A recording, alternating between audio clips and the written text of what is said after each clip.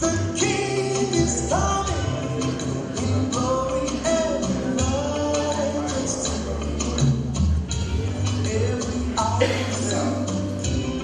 The King is coming.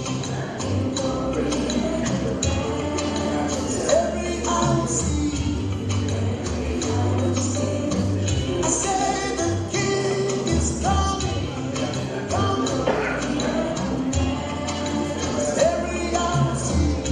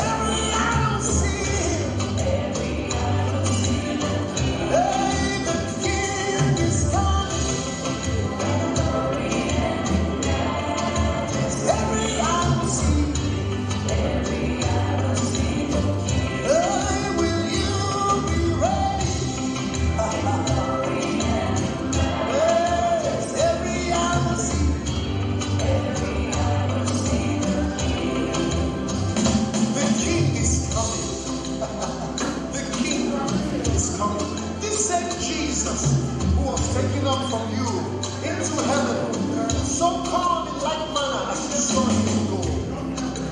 The King is coming, for they shall see the Son of Man coming in clouds of heaven with power and great glory. The King is coming. You know, a few months ago I was in Israel. I woke up to pray. When I heard these words, the King is coming. And people of God, the King is coming. But also, the King is coming into your situation. He's coming. It doesn't matter how long you've waited, how long you've prayed, how long you've watched, how long you've said. Where is your King? Child of God, your King is coming. And he's coming in. So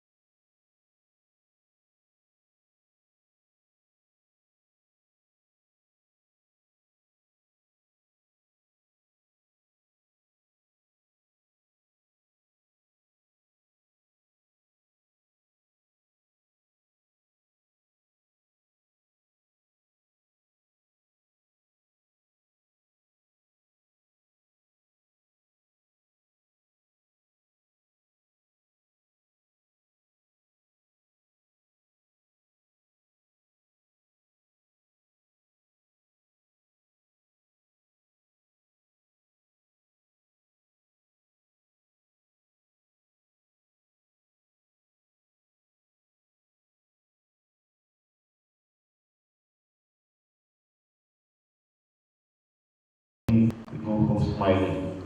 Our intention is to make sure that everything goes in accordance and the loans are given in accordance. SUI Integrated and Logistics Services Limited is an EDI that is trusted. If you go to our track records, you will discover how much we have disbursed within a period of time. And within a period, I think we have had various interviews online, most of the time because it came during the period of COVID-19.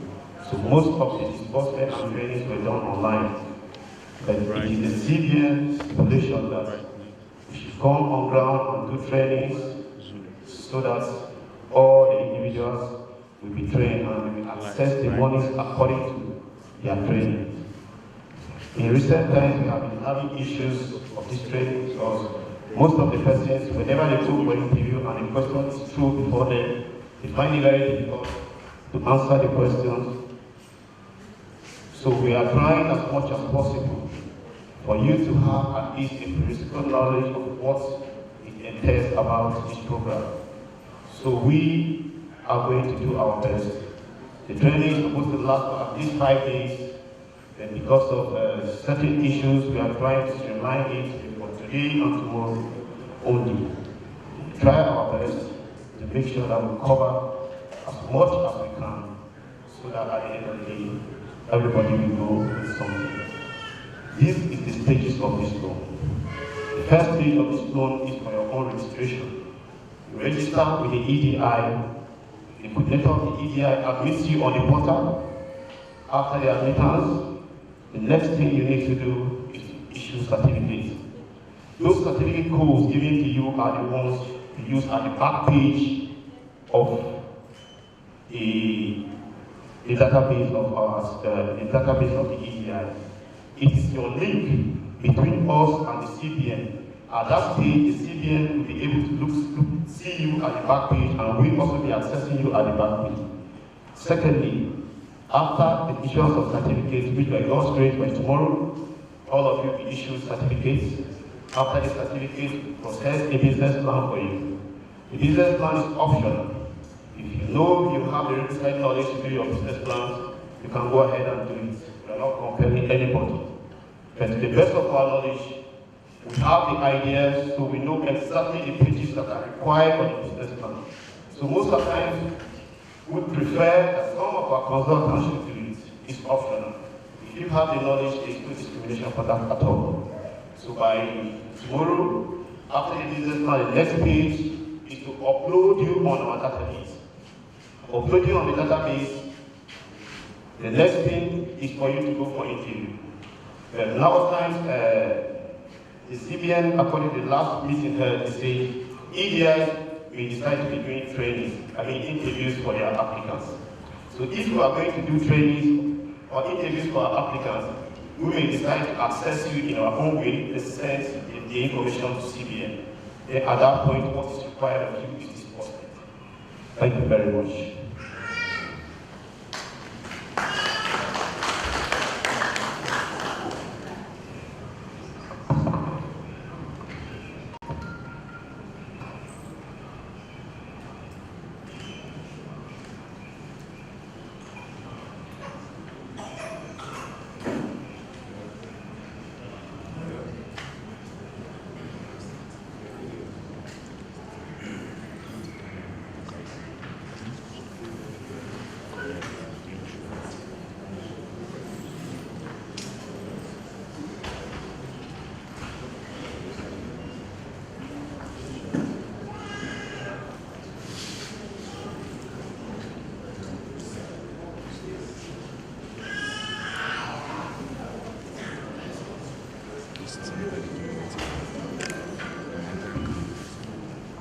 Hello. Good morning all. Sorry for taking your time. We're supposed to be here very early like this.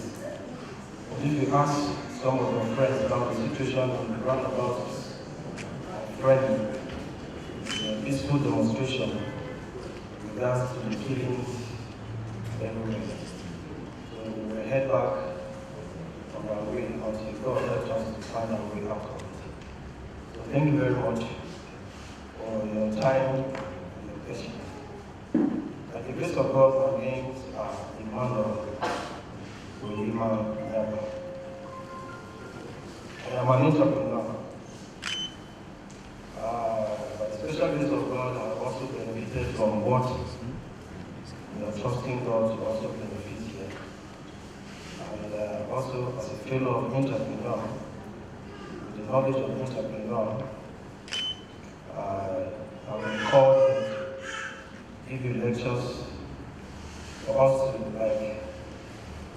see us as facilitators, to facilitate you on this course, this 2 days course. It's going to be interactive, we are going to do it together. Some of you here can even do better than us, but for the purpose of knowledge, and it's no monopoly of knowledge, let us cross-pollinate our ideas so that we can be able to bring out the best. It will help each and every one of us by the time you leave this place. It will help you manage your business effectively, and it will help you to succeed. It will help you manage your finances effectively and efficiently. So we are starting in earnest. First of all, when you talk about entrepreneur,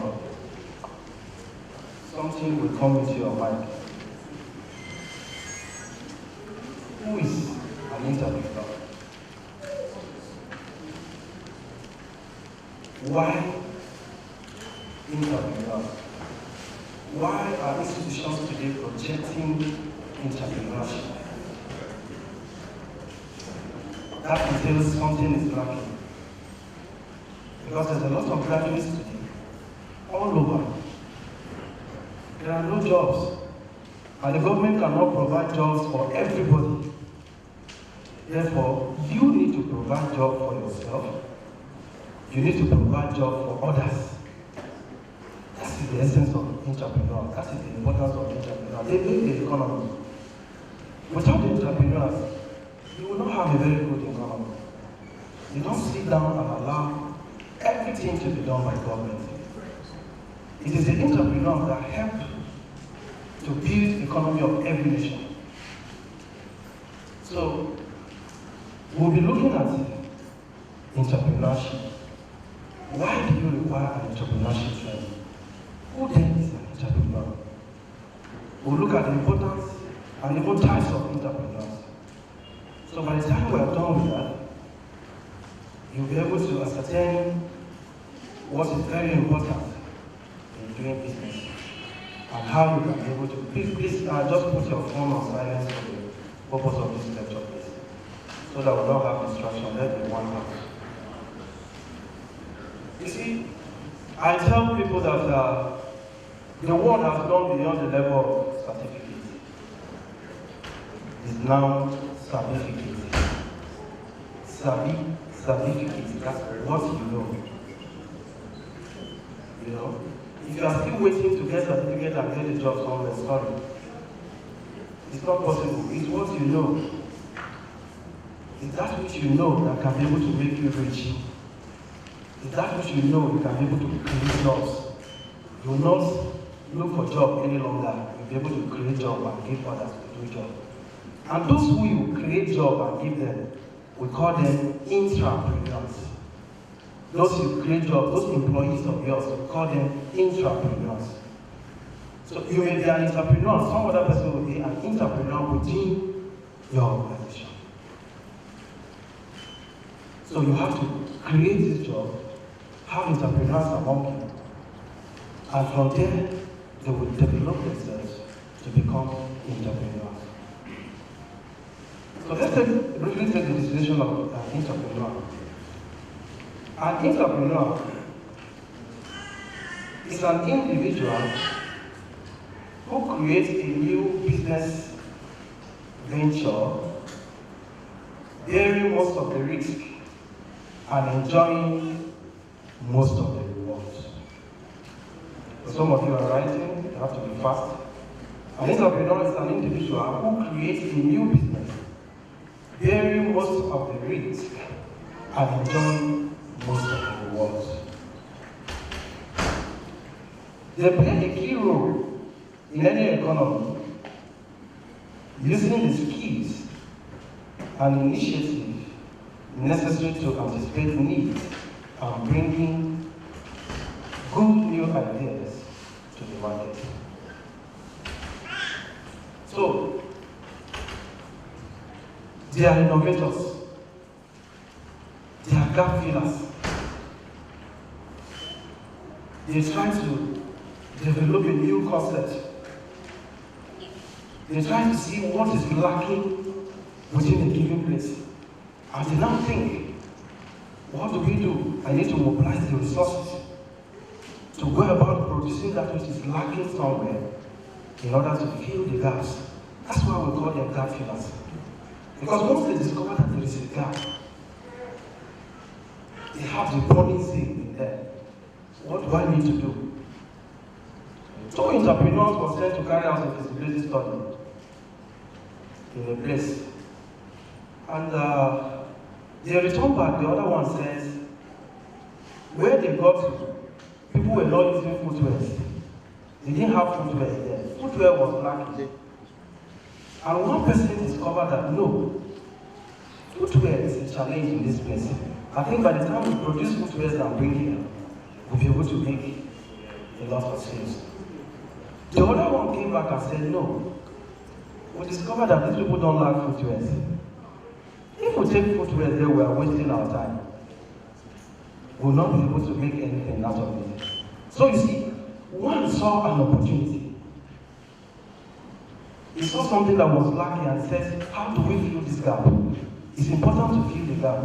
There is a gap. There exists a gap, and we must fill the gap.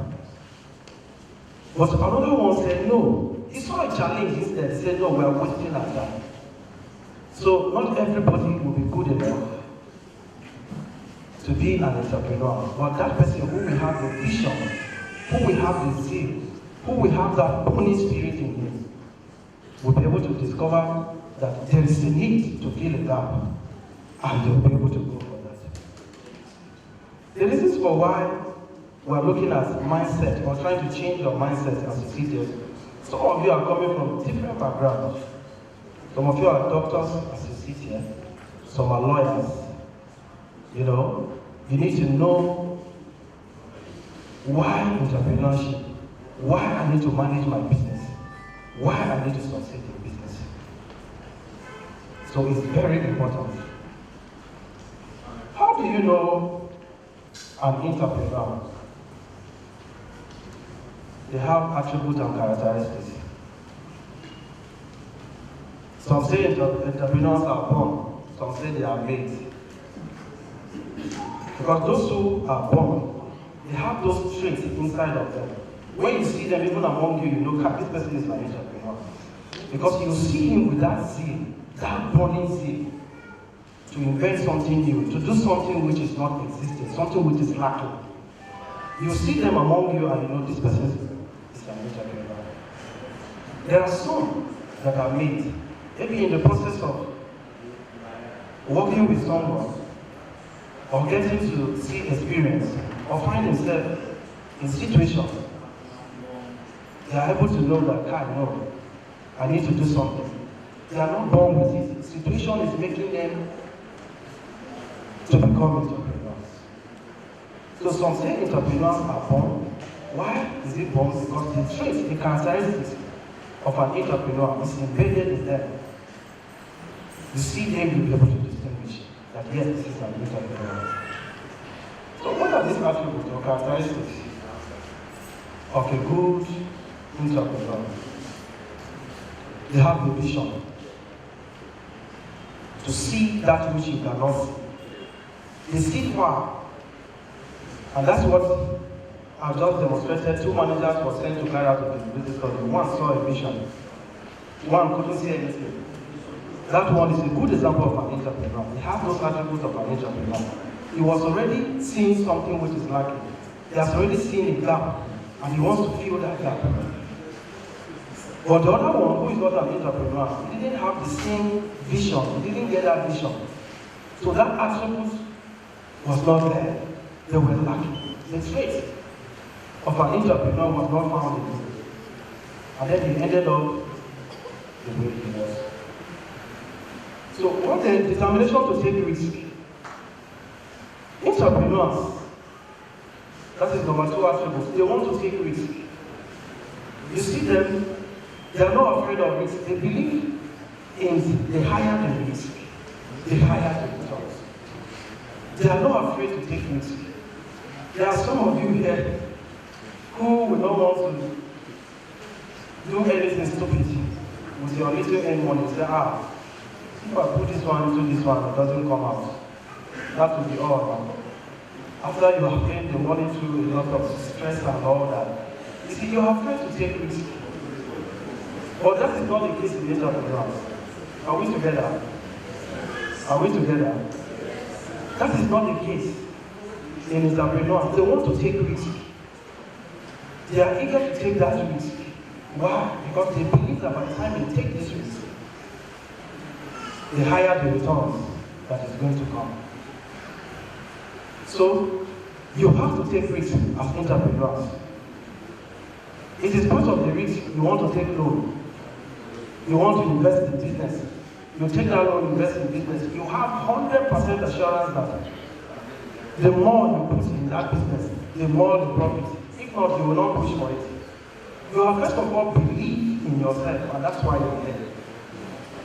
You believe that that loan, you will get it, yes, and you will be able to invest it wisely. And at the end of it, you believe in the profit. That's the reason why they say they take the risk. They bear all the risk. And all the rewards that comes with it is for them. Are we together? So, I am happy today you are seated here because you want to take risk and test something new. Some of you will be coming up with something which is not existing before. And some of you will be coming with something which is existing before. You see, we're already talking types of entrepreneurs. They are innovative entrepreneurs. Those ones, they know that something is already done and I want to do better. Let me do it better and re-offer it. Give it back to the system and plug more money. There were people who started pure water. I don't think Aquatrust started pure water. Some persons started pure water before we didn't have Aquatrust. But you see, he came in with a different concept. Let me make it more better. Let me do it this way. That's innovative, a good example of innovative entrepreneur. Something which is already invented by somebody. It has already been started before. And then you want to innovate, to improve on it, to do better, and give back to the market, and get more money. So that's a good example of an innovative entrepreneurship. When you talk of entrepreneurs, some people look at it as the people you see selling recharge cards are not entrepreneurs. They are entrepreneurs. They are hustlers. Hustlers entrepreneurship. Why? They take all the risk. They sit down there with a lot of risk. Not minding if anybody will come and say, at the gunpoint, say, bring that which you have. So they are hustlers.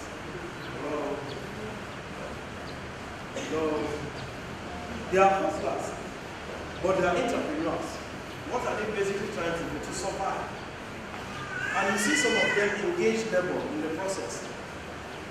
They have some people they employ. There's this guy I know. He started this recharge card business in Northbank. He have another center in Rome. He have another one in High Level. When you see some of them, I used to be an entrepreneur. An entrepreneur was an employee. I was working with Vital for me. Then, we labored at a Northbank. We used to sell mattresses. I was a staff, so I was an entrepreneur. So, this guy by evening, you see him, he will go around to collect all his money. And that time he was making a lot of money. And he was changing lives. He was employing people. And in the process, those people made themselves to become entrepreneurs. They have to develop themselves. And say, no, if we can do this for someone else, we can be able to do for ourselves. So they became entrepreneurs from intrapreneur. I'm talking about two things here. Intra and entrepreneur. These are two different concepts. Entrepreneur is that which is starting the business by yourself, inventing that new idea by yourself. So those employees you have, those employees that you have in the organization, that are good example of those you call them intrapreneurs. So, hello, we are back. So, we are hustlers that are also entrepreneurs. Then,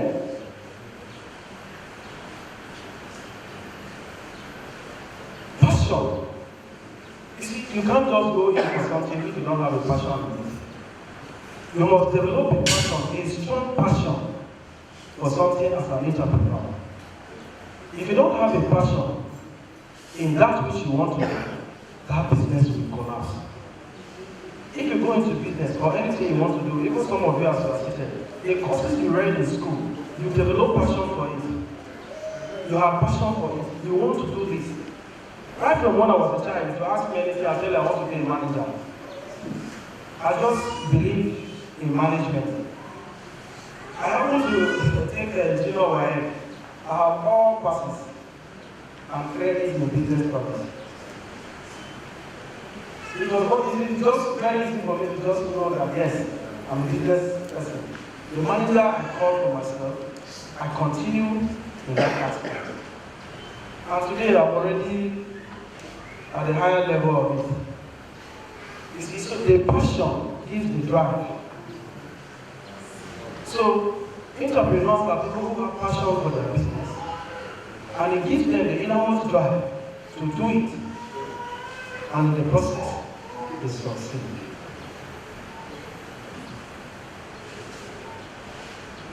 Let us now consider source of capital for entrepreneurs. Sources of capital for entrepreneurs. 1. Personal savings.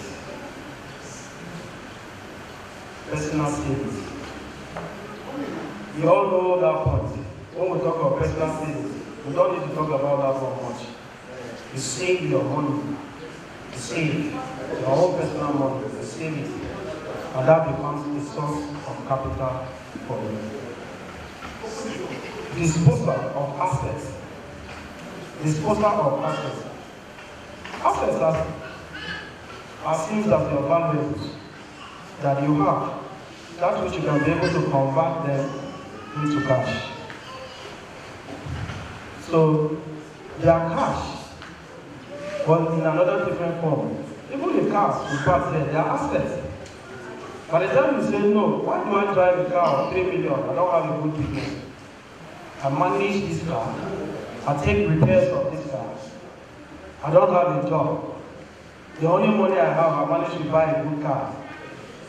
And then you sit down one day and say, no, it's not worth.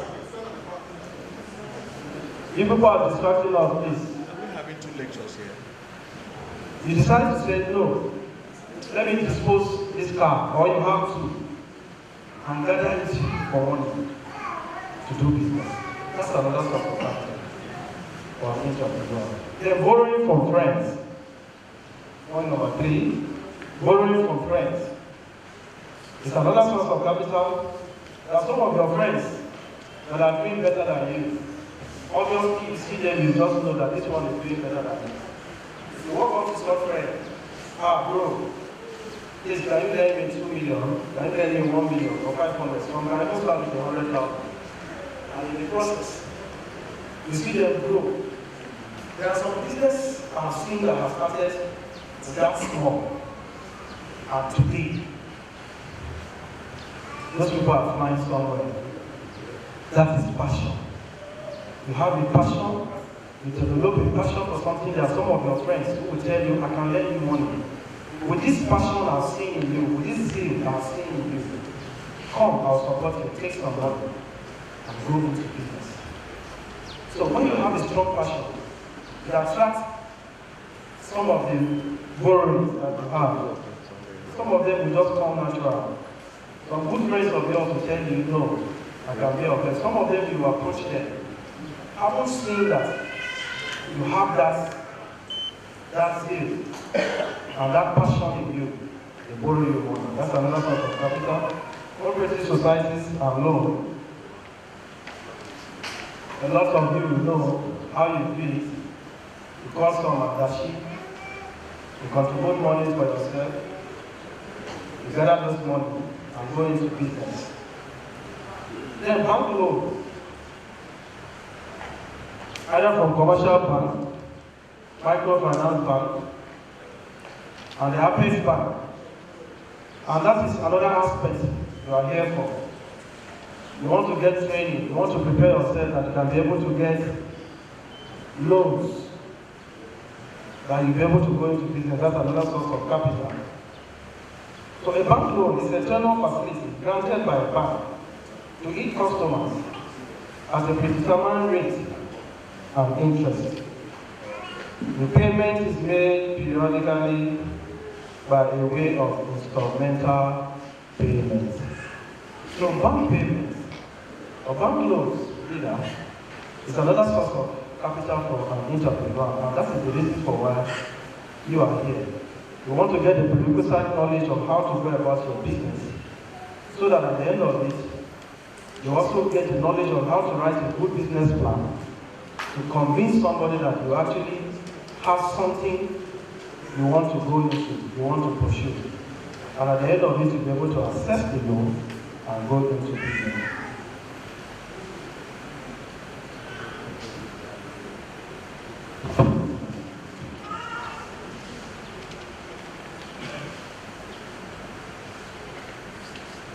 So, we are done with who is an entrepreneur. We are done with source of funds for an entrepreneur. We are done with attributes of an entrepreneur. Please, let us interact. Is there anything you can add to that? If you want to add, so that others will learn, myself will learn, fine. Or if you have any question, maybe you ask. For these issues we have touched. If there's any question, if there is no question, we'll go to another segment of this training, which is business diagnosis. Question, please. It's an interactive class. Let's talk to ourselves. Let us just keep quiet. If you are not getting anything, you should be able to ask questions. If you are getting something, then let me see it on your face that you are actually getting something. Have you gotten something? You have gotten something. The answer is very good. So if there are questions, please can we take questions? But if there are no questions, let's continue. If there are no questions, tell me to fire on. Okay. Then business diagnosis. Why business diagnosis? Why do we have to do that? Because as an entrepreneur, there are challenges. You have challenges. SMEs generally in Nigeria, they have challenges. Entrepreneurs, they have challenges. So, when you start up a business, you don't just relax. After a while, there is a reason for business diagnosis. So, what then is business diagnosis? For some of people are taking down, as a business diagnosis is a process of working backward to identify reasons for unsatisfactory performance by making the appropriate links between causes and effects. I take it again for some of you who are listening. As a business diagnosis is a process of working backward to identify reasons for unsatisfactory performance by making the appropriate links between causes and effects. This is the process of identifying the symptoms or causes to a problem. You see, as you do business, there is every need for you to look at your objective, your plan. You have a plan. You have set some objectives you want to achieve. it doesn't stop there. From time to time, they expect you to look backward, walk backward. You started walking from a place. When you get to a point, they say, walk backward and look, assess the business. Is everything going in conformity with my plan? If it is not going in conformity with your plan, then you need to do something. So, business diagnosis helps you as an entrepreneur to look backward, to walk backward, and identify where there are causes and those effects, and you correct those deviations in order to ensure that everything is going according to plans. Because you must plan. That's one of the attributes of an entrepreneur as well. You plan. So when you plan, it sets your objectives, it sets your standard from the planning. So you need to walk backward and see that which I have set for myself. Am I really achieving it? If you are not achieving it, what are the effects? What are the causes of these things? Then you'll be able to correct those deviations. Because if you don't look backward, you will not know, you'll just be going, and then when you collapse there. But business diagnosis says, no, go back. Look at it. Go and look at it from where you started. Are everything going in conformity with plan? And if they are not, then you should be able to identify the causes and the effects. And you should be able to make corrections for you to go forward. Let's look at the benefits of making the business diagnosis. Benefits of making the business diagnosis. One, it helps you to understand which areas are most important to your business. And all actions are geared towards what you want most. I take this point again, for some of you are joking. It helps you to understand which areas are most important to your business. And then all the actions are geared towards what you want most. So, by doing it, you know the areas of importance. You know the areas where you need to correct deviations. You know that which is so important to you and you don't need to play with it. So, it helps you to understand your areas of importance, your priorities, that you don't need to play with. If you do the diagnosis, you'll be able to know the areas where you know that you don't play with. This is my no-go area, and something is happening to that no-go area. If you don't do your business diagnosis, how do you know? But with that, you'll be able to know that this is my no-go area, it's an area of importance, and you ensure that you give maximum attention to correct those divisions and have everything the way it is. Two, it helps you to compare your current performance with your past performance. By doing that, you'll be able to say, 2020, by this year, I was at this level. Now, 2021, by this year, see where I am. So, you'll be able to compare the two of them and say, no, yeah, last year I was doing better. And then you go back to look at the effects and the causes. What is the cause of this? If last year I was operating at this level, and now I'm already operating at this level, then it shows there is something, isn't it? So you have to go back and look at it. That's the importance. So it helps you to compare your current performance with your past. Point number 3. It helps you to understand what needs to be done, where it will be done. And having known the errors, what else? That's what we are saying. What needs to be done? Now, you have known the effects, you have known the causes. So it has been able to help you to now know what you need to do to see that you get it right, to see that there are no deviations, to see that everything comes in conformity with your plan. By business diagnosis, by going backward, it will be able to help you to understand that. Point number 4. You discover the degree of the maturity of your company, whether you are at the maturity level or at an amateur level. So, you see, when the product is invented, as entrepreneurs invent a product and they launch it into the market, the first stage of this is that it's an introductory aspect of it. You have introduced it. After that, you expect growth.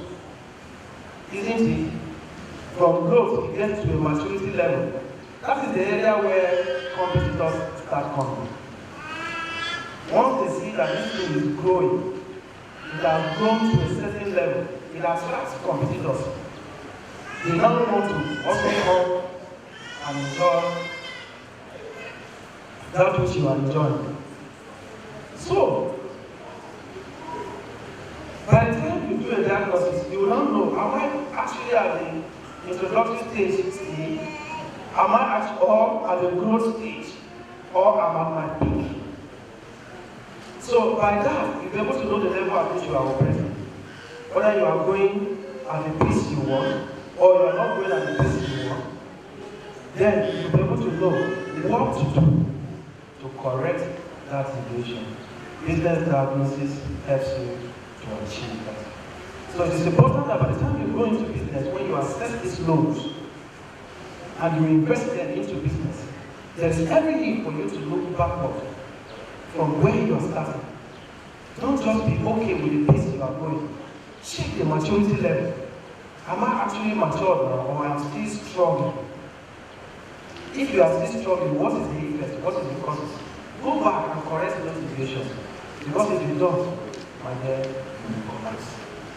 So there's every need for you to go back and do that assessment for you to get it right.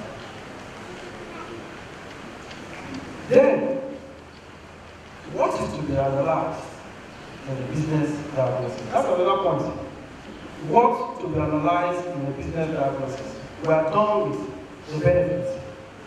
We are going to have 4 benefits of business diagnosis. Now, we are talking what to be analyzed in business diagnosis.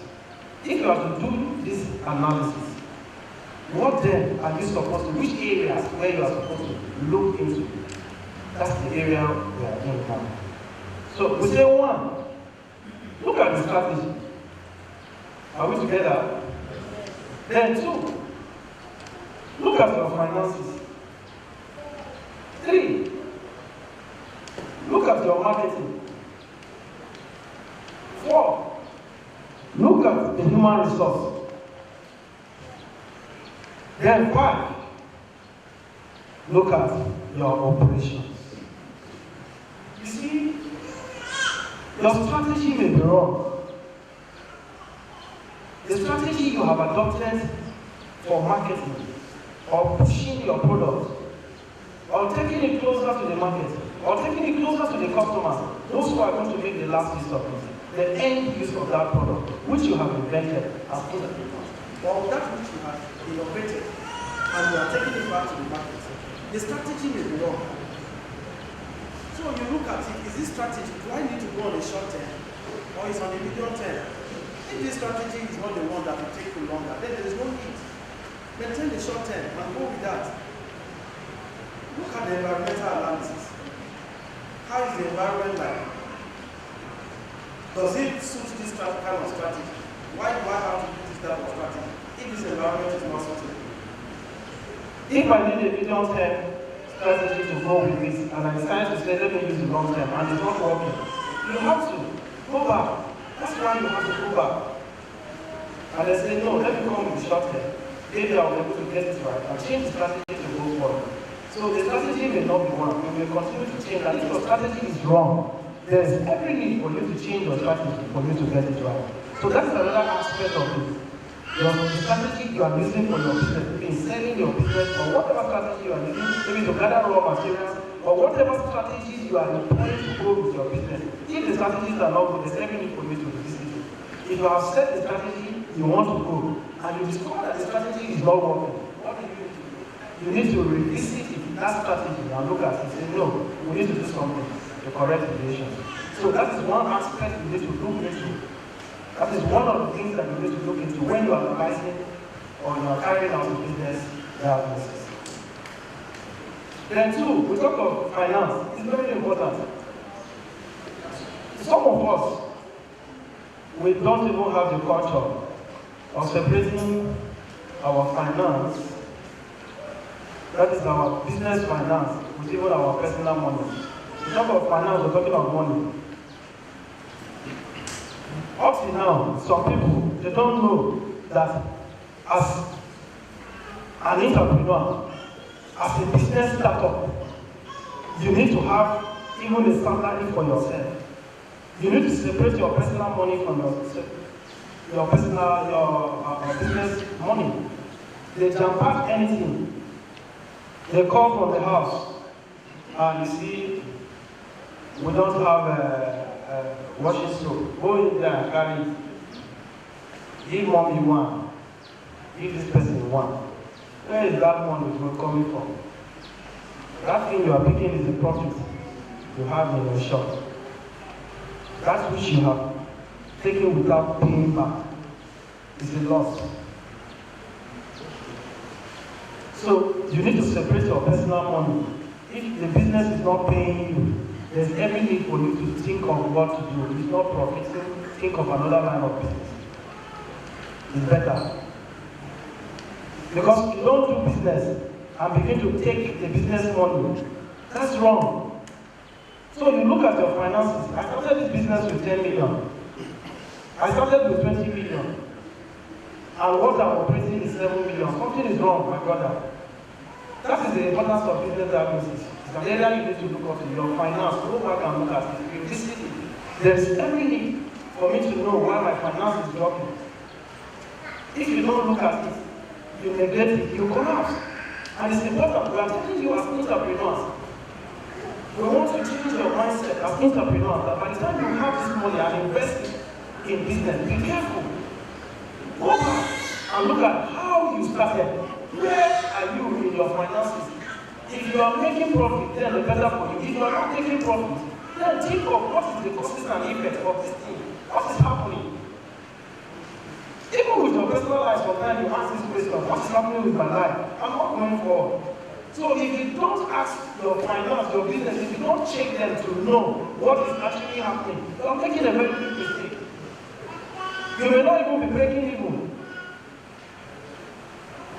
The point of which you are making no gain, you are making no losses, and you don't know, you are already at a loss. But with business diagnosis, it helps you to look backward at your finance level and know if you are actually making progress or not. So it is very important.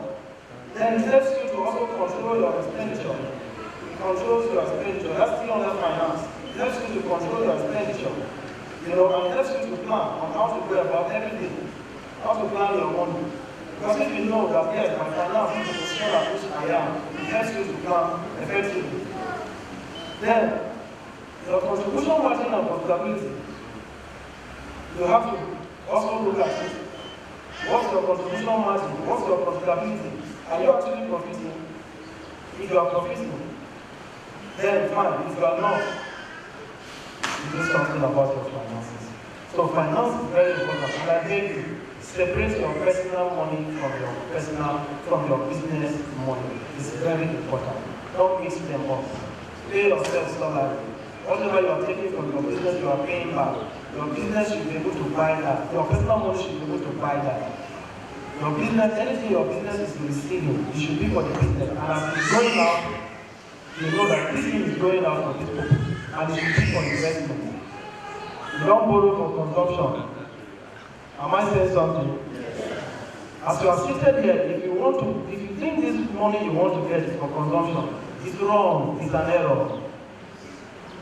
Big error.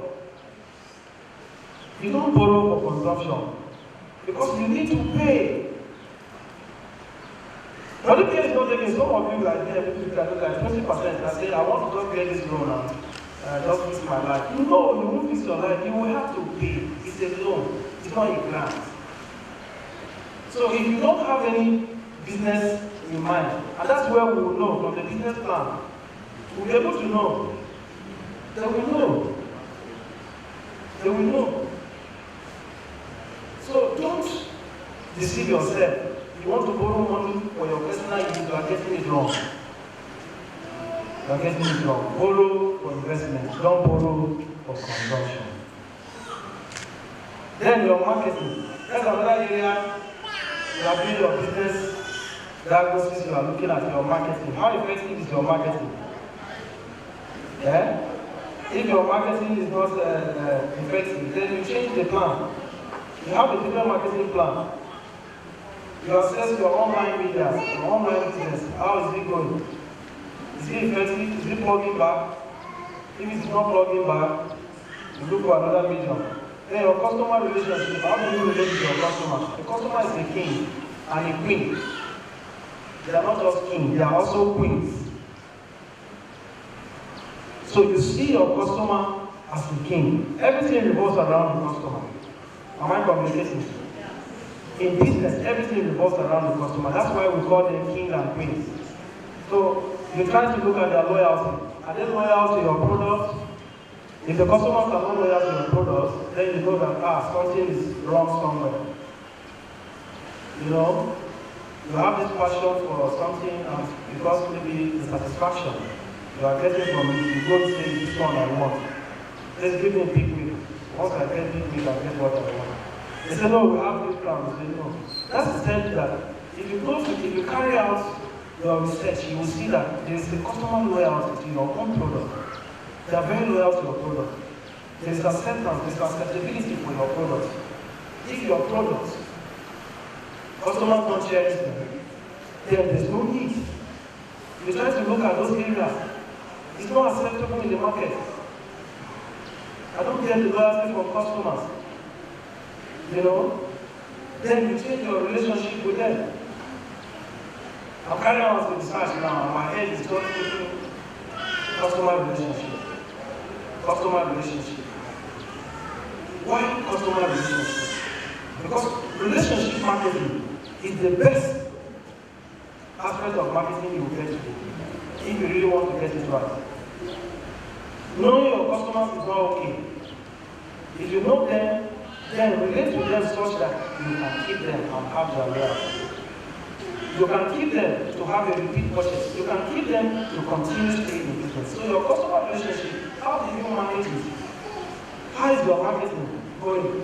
It's important for you to look at that. If your marketing cannot get it right, then change the plan.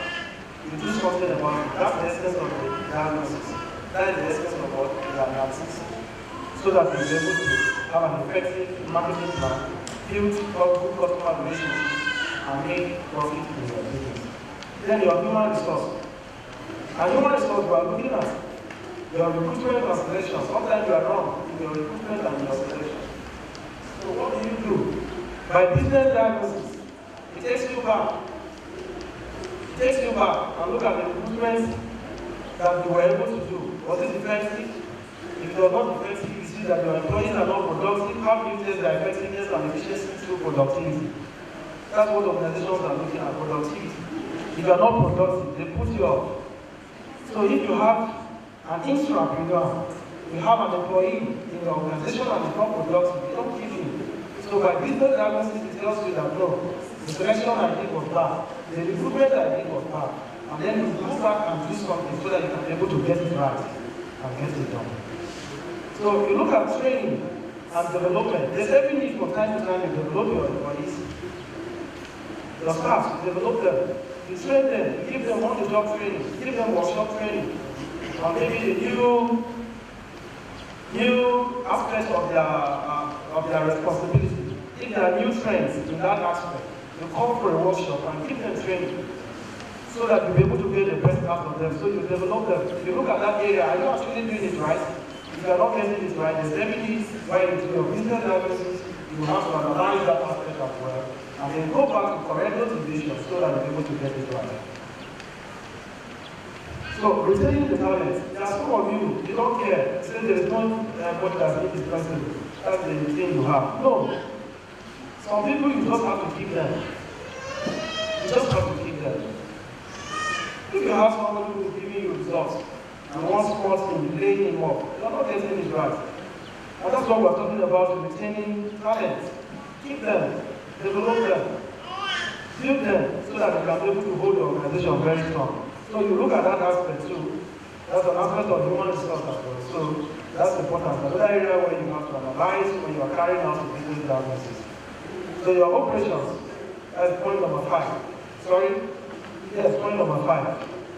That's your operations. Look at the general operations. Are they good? If the operations are not good, then why? Why not change the operation? And look at the quality. What is the quality of the products that we are bringing out? Can it actually help us to stay in the business, or is it throw us out of the business? If it's going to throw you out of the business, then there's no need of insisting on it. You just have to change. You just have to change the process so that you can be able to get it right. I think one other thing we will now look at from the business diagnosis, that is under the business diagnosis, we're talking about challenges of SMEs in Nigeria, which we are not going to waste much time on it. It's going to be the last point I will take, then my second, who is higher than me in status and everything, will also come and do some needful, and then we'll continue. So challenges of SMEs in Nigeria. I want to ask questions, since there is no question. I believe all of you are in Nigeria. You all know the problems in Nigeria. And you know the challenges business organizations, all the small, medium enterprises, you know their challenges, even the ones you have, that you want to see how you can be able to get funds and make it better. Because I see a lot of business owners here. There are some of you I know a lot of business owners. So, what are the challenges? What do you see as challenges? Who can tell me what are the challenges of SMEs in Nigeria? Small business enterprises. Yes. Power. Power. Good. Yes. Capital. You see, that is the best. That is the best. Among all the problems you have, that is the best. Capital. They have the knowledge, but the capital is not there. The funds are not there. So I was expecting everybody to tell me that one. Yes? Insecurity. Insecurity. How do you set up a business when you know there is no security? There are people who, if you call them to come and invest in Nigeria, they'll tell you that lies in the local area. Why are they saying that? Because of insecurity. There is no security. Look at what is going on. I was a bit late because of demonstration about security, bandits, Fulani, herdsmen, and all that. Killings everywhere. There was a demonstration that was held there for like 1 hour. That's why I was late. Why? Insecurity. Why do you do business when you know that the business is not secure? There's one of my friends seated there. He called me one morning. Okay, when you did, I was at the house. Said, come and see what happened to my shop. I said, what happened? He said, I don't know how come. The padlock is still there, everything is there, but there's nothing in the shop.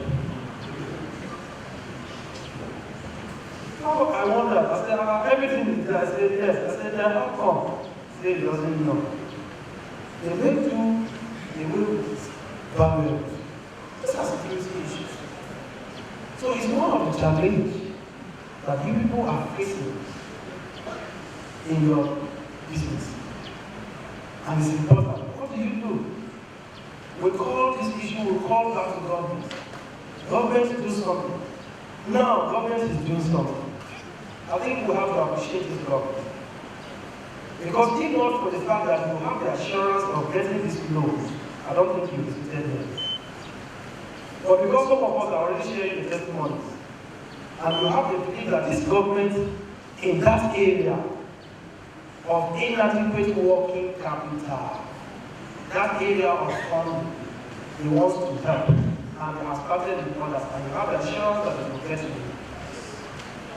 So that's a way forward, and that's where we always recommend that government do something, commercial banks do something. And instead of industrial banks and all that, to see how we can be able to raise money, bank borrowing and all manner of sorts of borrowing to get funds to do business. So in that aspect, we want to believe that government is thinking in that direction because they have not done much. Another one, I want to take from the lady this time. No, I want to take from the lady this time. Ladies, you don't know the challenges of businesses you have, small medium enterprise in Nigeria. I also hear from you too. It's not all the men that will be talking. But before you are thinking, let me hear this point. Access to. Good access to roads. You see?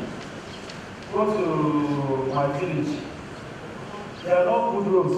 They will have a potato. To take it to the market is something. Nearness to the markets are not there, they are not near, they are very far, they are not good road network to get to the market. But the things are produced in large quantities. But roads have become one of the aspects, and it's affecting businesses. Let's think even in the material aspect of the businesses. There are other challenges as well. You want to still say something? Yes? Multiple taxation, God bless you. Let me hear from the lady that wants to speak. Yes, they are on the same point. You see, the tax is too much. There's one of my friends around Urugu. He has a business center there. Anytime I come to him, he says, I don't know what I'm getting from here, and PIS will not allow me invest. I will see this one, I will see this one, I will see this one. The only thing that is helping me is because the boys have understanding. This one will come with local government. Multiple tax. We are begging on government. Even if they don't do it, if I come on board, I'll do it for them. I promise you. I'm coming very soon. I'll do it for them. So in that aspect, you just have to see, do the necessary thing you can do to help yourself. So that the business will boom and you'll be able to pay all these things without looking backward. But when I come on board, it will be a thing of the past. So tax is another issue that is affecting us seriously in the business. So we have to look at that aspect. So any other points? Government policies, unnecessary kind of policies, that's the regulations. Let's talk about regulations. That's other regulations. The regulatory policies are too much. They promote policies that are not really steady. They are rather frustrating. You see, but we believe that the government of the day will look backward and they will also do their own government, their agencies, and look backward and formulate policies that will be able to help us. So recruitment is another aspect. I said, look at the management aspect of it too, of the business. Recruitment, some of the wrong recruitment process you carry and bring in people who are not worthy, they still affect your business. So it's important to also look at that aspect. Then, dependability of family livelihood. Some of you depend so much on that business to sustain the house. It's another point. So you look at it, when you look at the government aspect, you also look at your own aspect of it as well. You know, how do you identify these weeks of an entrepreneur? How do you identify them? Through brainstorming. You know, there are some weeks of entrepreneurs. How do you identify them? In the course of doing your business, those employees of yours, some of them you bring them together, you keep them as groups, you brainstorm. This is the strategy we want to do. What will be the challenges?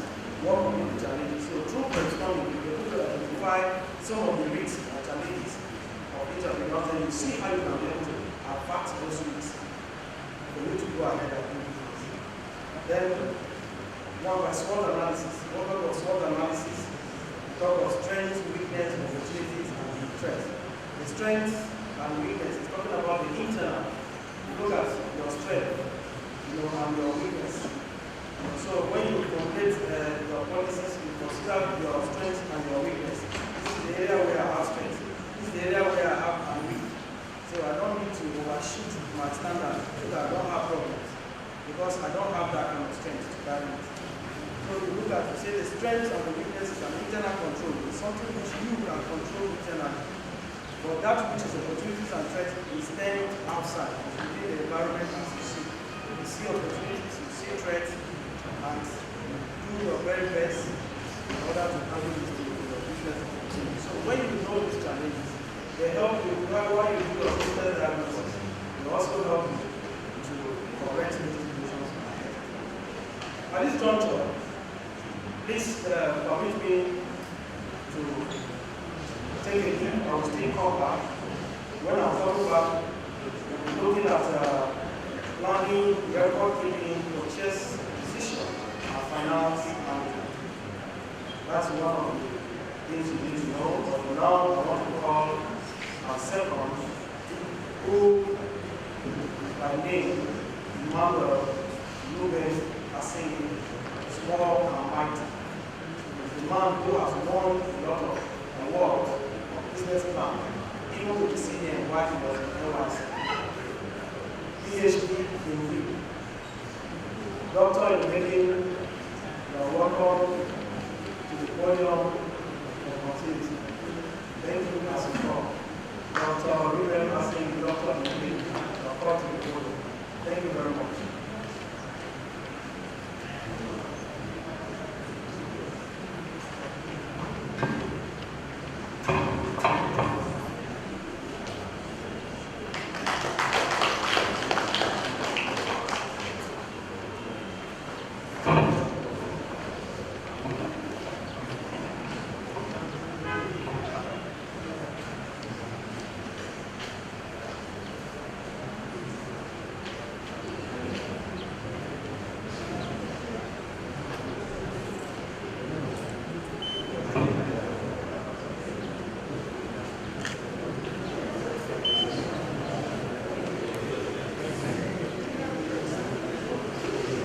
That's class.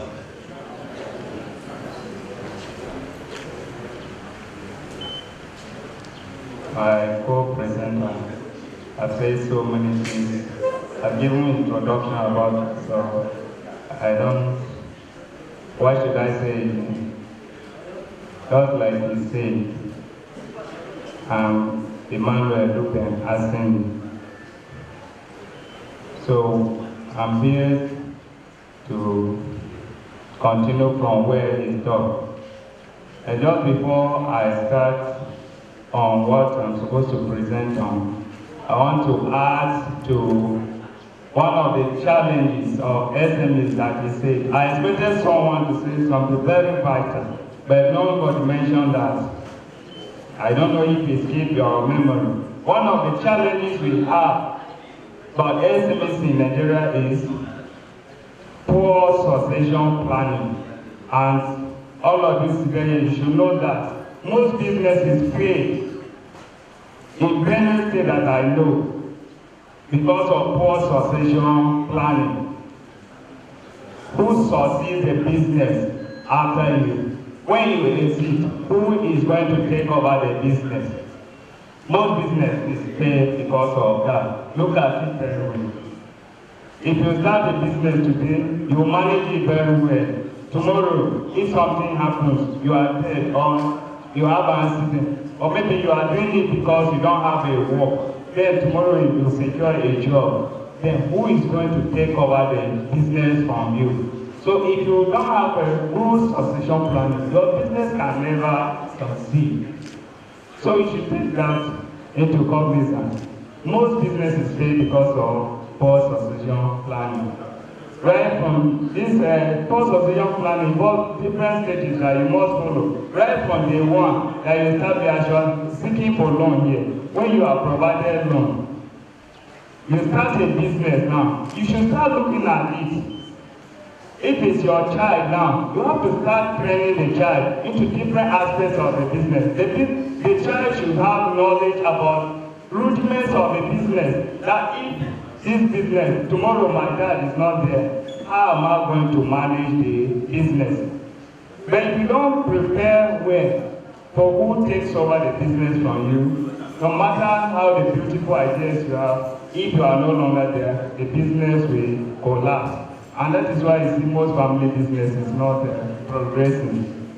So that is what I wanted to add. So you should note that. Because you are here to get trained so that when you secure loan, you are able to establish your business. So you have to know all these things.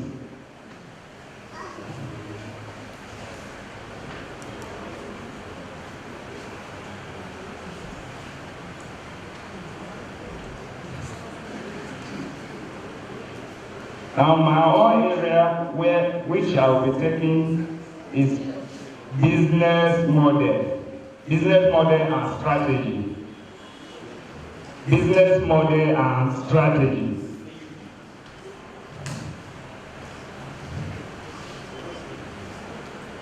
You have been taught who an entrepreneur is, characteristics or attributes of entrepreneurs. You have learned about many things, how diagnosis, about business, everything. Then you have to know business model. Because the aspects I'm taking you are very critical. You have to pay keen attention, please. Because I will still be the one to teach you a business plan, which is the close of the matter. Because everything you are doing here, in the end, you are expected to write a business plan. So the aspects I'm taking are very, very vital. Now, if you have a business, you must have a model. Then what is a model?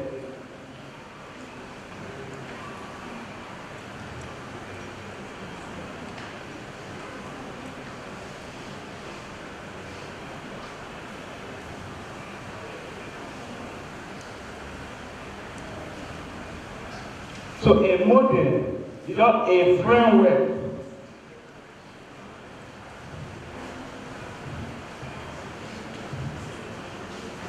It is a framework or a strategy that defines your business. It shows your target customers and how you will be able to make a profit.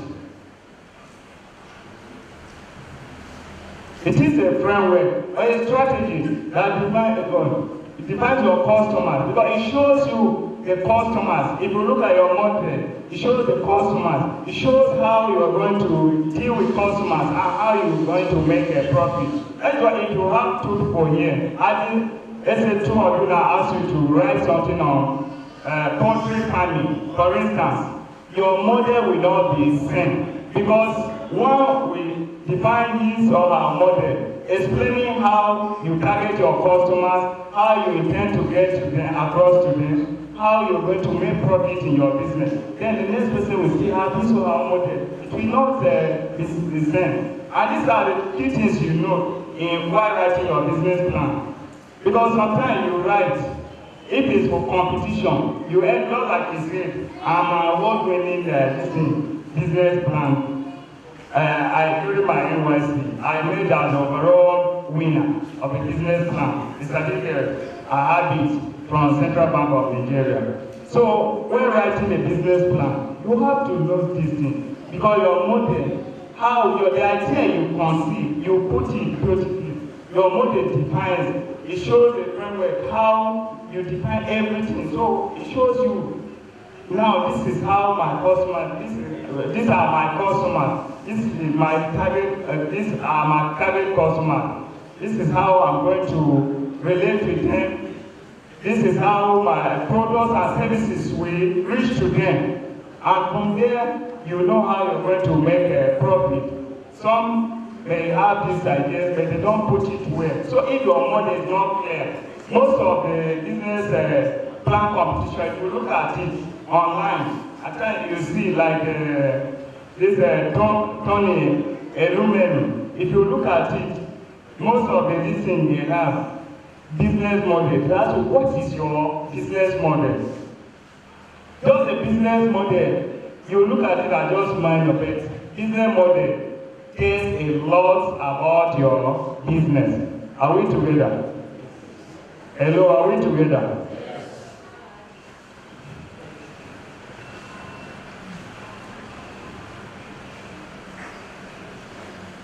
So there are many components of a business model.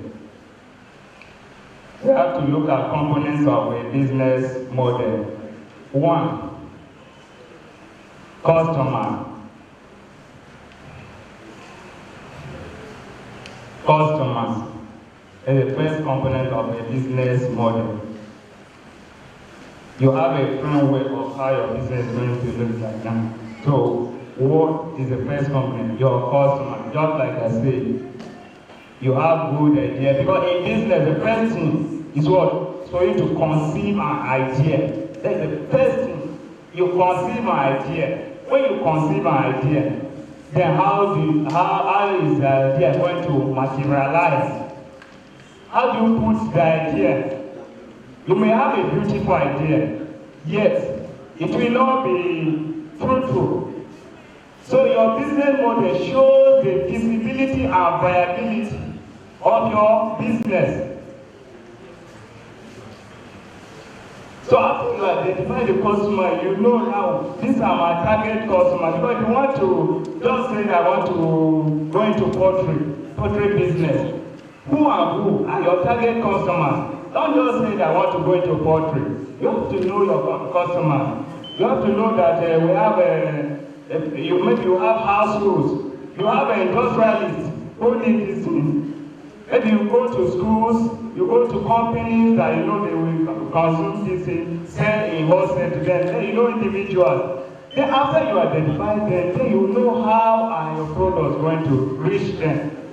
Because not just identify them, you have identified your customers. So it's that you come and purchase the product in your own premises, or you take the product to them.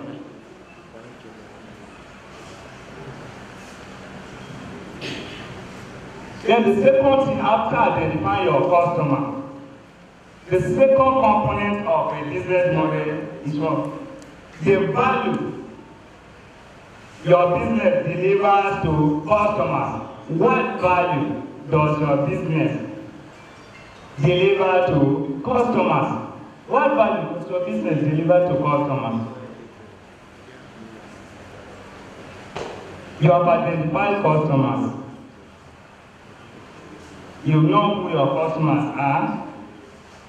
You are selling clothes. Maybe you know that your target customers, you are staying closer to PSU. Then you say your target customers are students. But what value does the business deliver to customers? Are you really sure that customers derive any satisfaction from how important is your product to them? Not just looking at customers and say, these are my customers.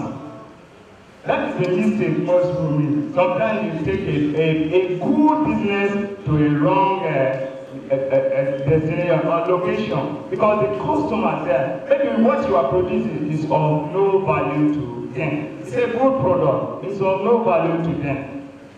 If you are maybe selling clothes, for example, now to people who don't, who in an environment where people that are working, that are not, let's say, bankers now, that don't use suits and maybe shirts like this now. Even though the clothes are beautiful, but are your products really of value to them?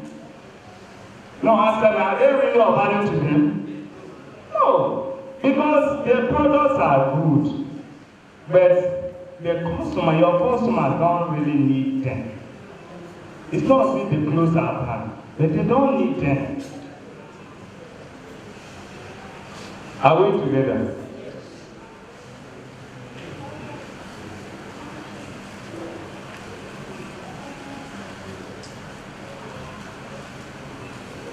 Another component of business model is how does the business, that is operations of the business, operations of the business. Very vital, operations of the business.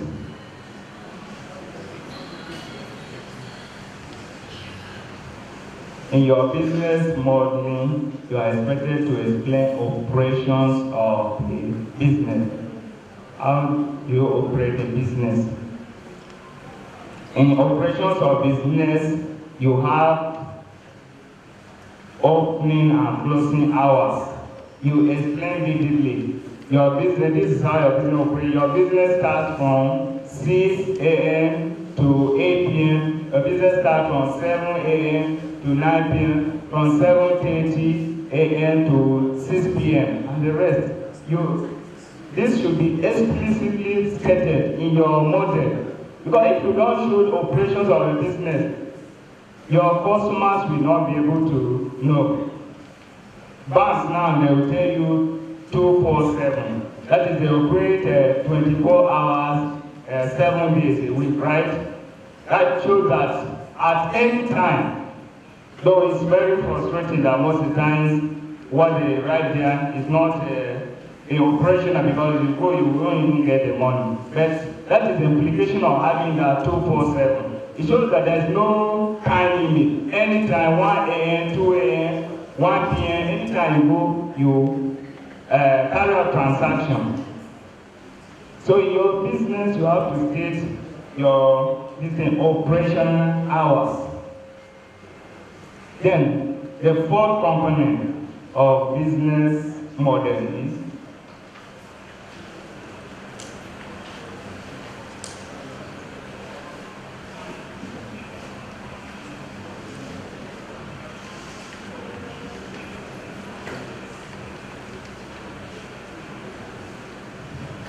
how to make money, or how to make profit, rather, how to make profit.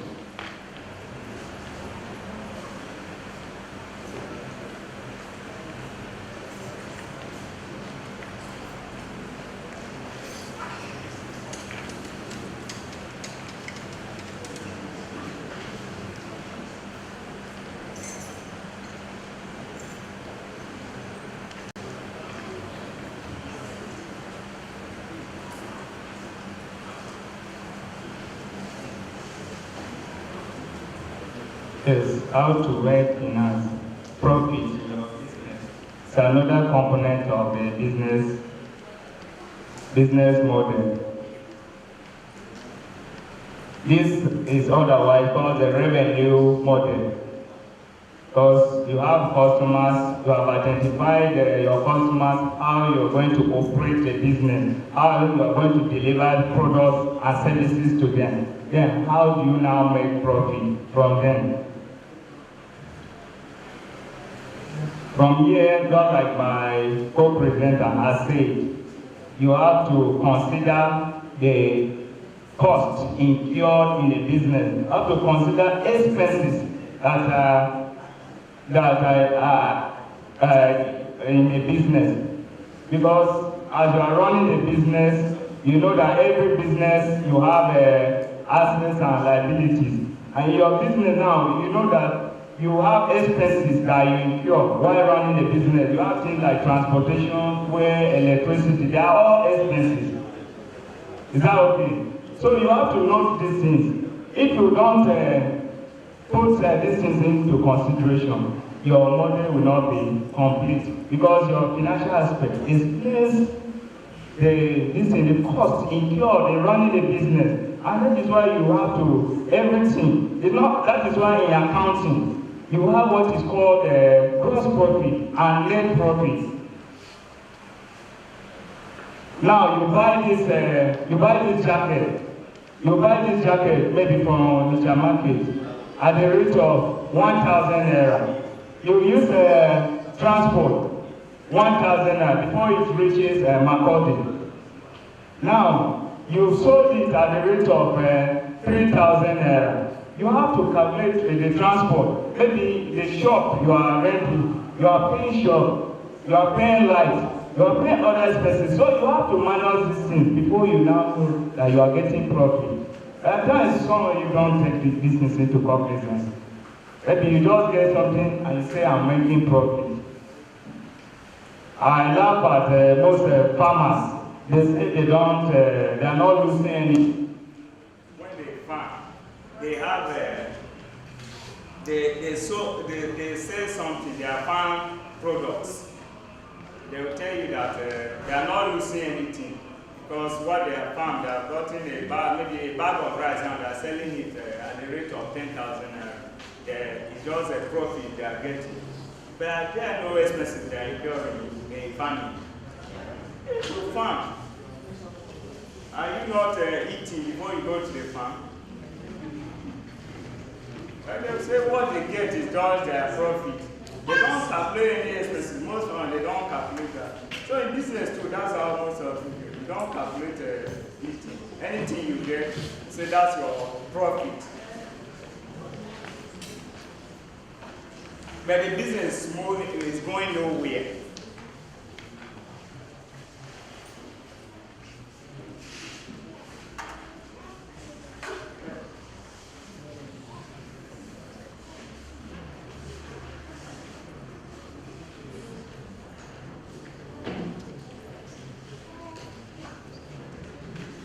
So the revenue aspect, you have to consider how the revenue coming and how much profit you are earning from the business.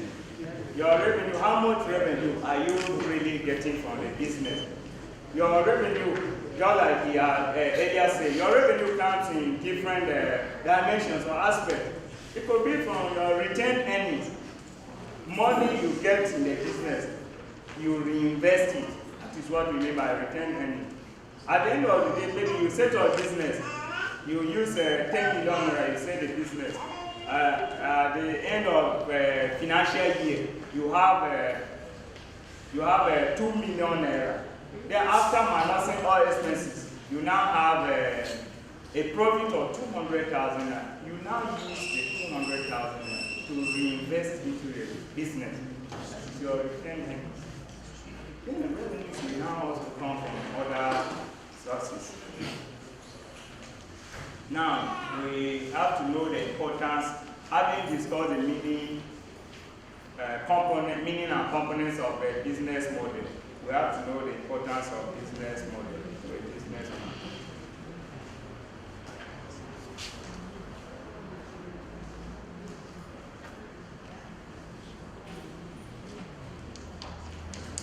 Now, the business model acts as a roadmap or blueprint for the sources of failure of your business. It acts as a roadmap or blueprint for the sources of failure of your business. It's a model that directs you. It shows you. It gives you the direction on how the business, how you're going to achieve in the business. That is why from the beginning we say that a model is what? It's a framework.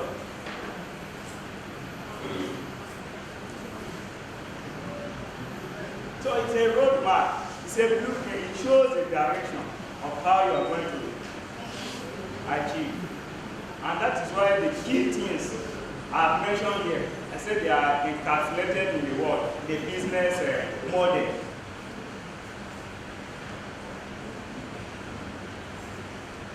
Are you understanding me at all?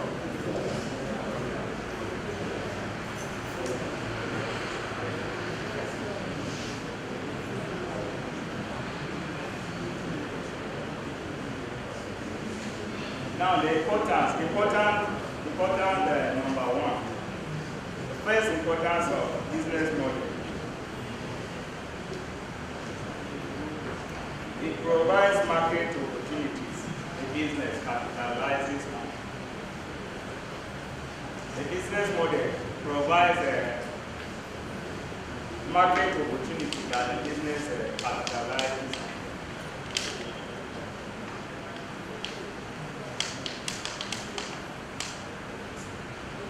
What are we saying?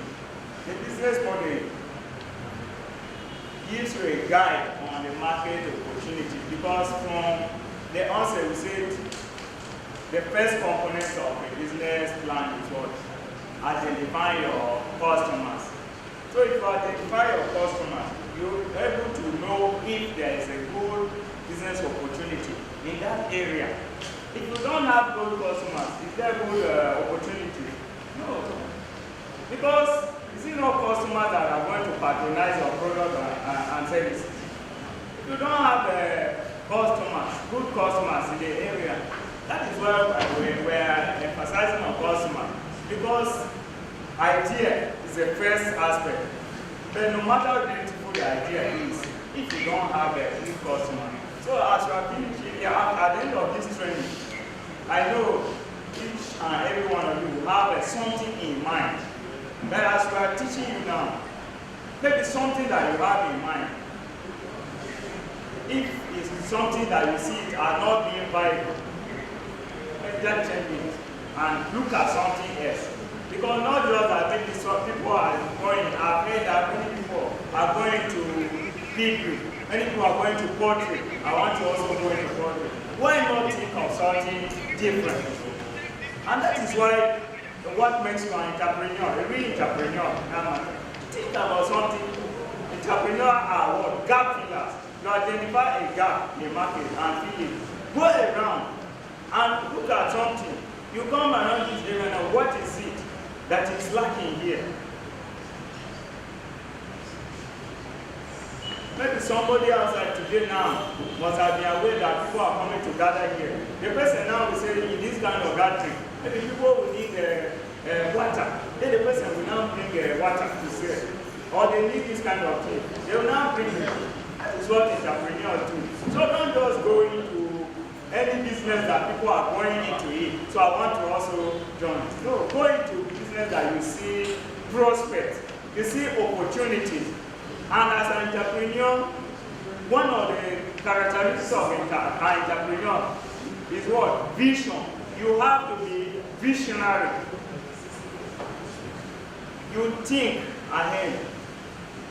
Think about the future, not just looking at it today. You can establish a business today, tomorrow it liquidates.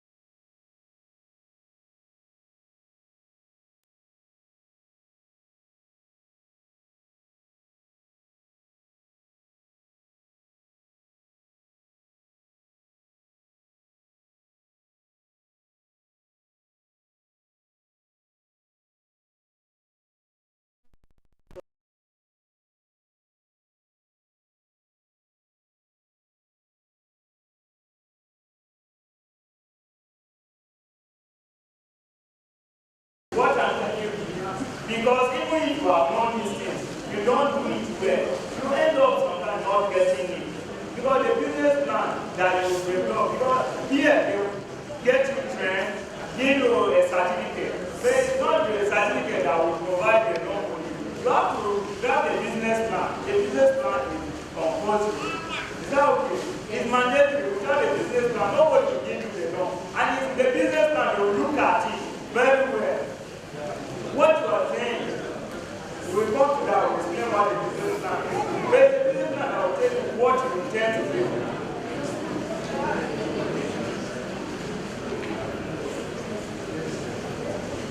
Another importance of business model is it shows the operating model of the business. It shows the operating model of the business. It shows how the business operates.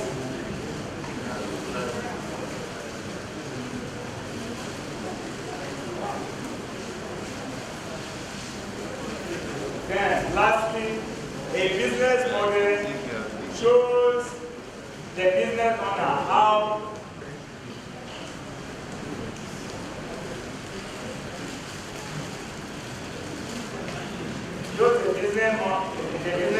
how to make money in a business and the cost incurred in the business. It shows you how to make money or profit in a business and the cost incurred in the business.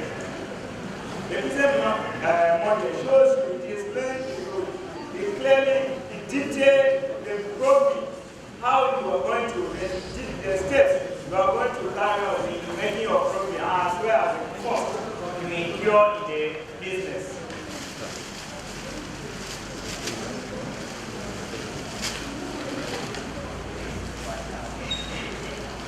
So any questions so far? Or any contribution? This is an interactive class. So if you have a question or a contribution or suggestion, don't say it. Yes. Okay, do working now. The what? Material. There is no material here that we enough for this year. So what I have is jointed. Most of the things are saying from my opinion. So I don't think be okay to you.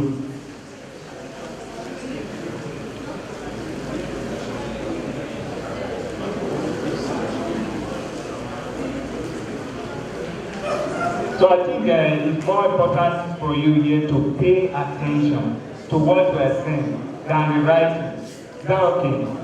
Pay attention to what we are saying. You are here to learn. So when you go on with something. Yes. I have a question. Yes. My question is the importance of business model. Yes. Now, I know my customers, and I know the value that my product can deliver to them. Yes. But what is the place of the cost of my product? Because no matter how valuable the product is, if the price is high or the cost is high, nobody will come. I'm a good doctor, I treat very well, my services are good, but patients cannot afford my price. So what is the place of that? What condition do you do that? Yes, you have said it and answered it. Why? Because you have a good product. You know what your product, how valuable your product is to the customer, your product or service is to the customer. So you know that you have to set a price that the customers will be able to afford. We don't need to tell you that if you are going to a business, you know that you have to set a price. You go with a low price, you have to use a price penetration strategy, low price penetration strategy. Because if you just set a high price, nobody will come in. Because you are coming in, mind you, if you are just coming to the business, you have a market challenge, market leaders there. You have a market challengers there. You are just coming as a market follower. So you have to set prices that will be able to attract customers. By the time we come to business planning proper, all these things will be discussed, and you know everything about marketing aspects, production, financial aspects, and the rest of them. Is that okay? So we're coming to that. When we come to that, tell you about the target market competition. Because you are going to the business, there are competitors in the business. You are not going to business where nobody is there.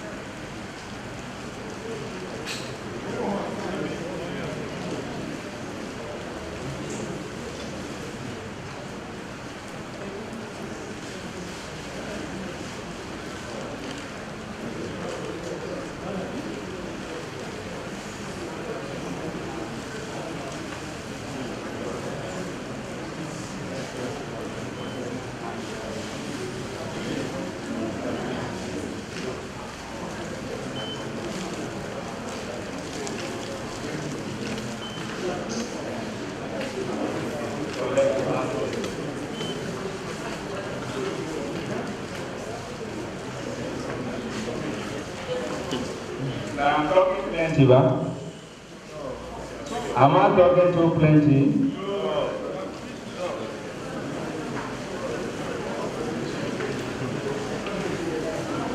Now we have to know value chain.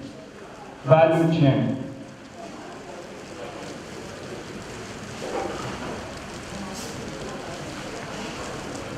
Value chain.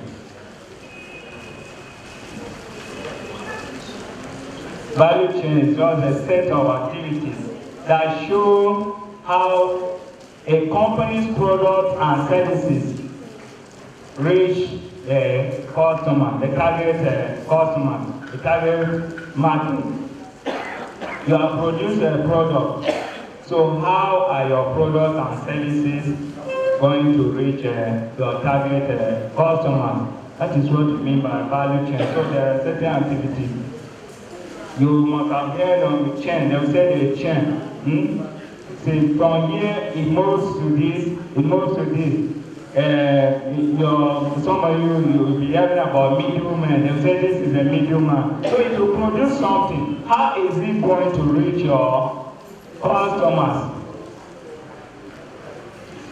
If you are into sachet water production now, if you produce sachet water, is it that you take the product direct to your customers, or you have agents that will now come buy the products in trucks, go and sell to customers, or you employ drivers that will be selling the product direct to customers? That is what we mean by value chain.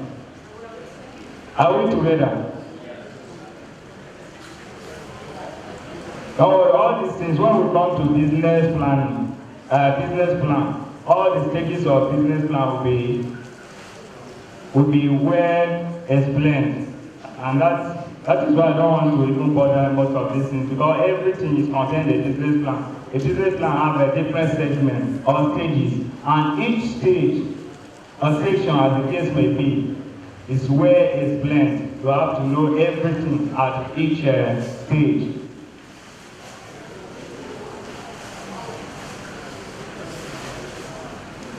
So why is the value chain important to a business person?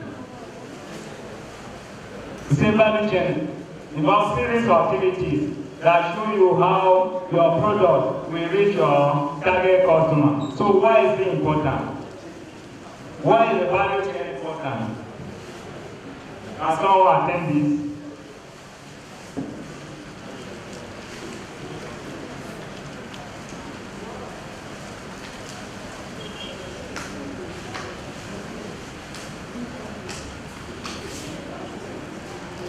They don't have idea. What are the benefits of value chain? How does the value chain help a businessman? How is the value chain important to a business owner?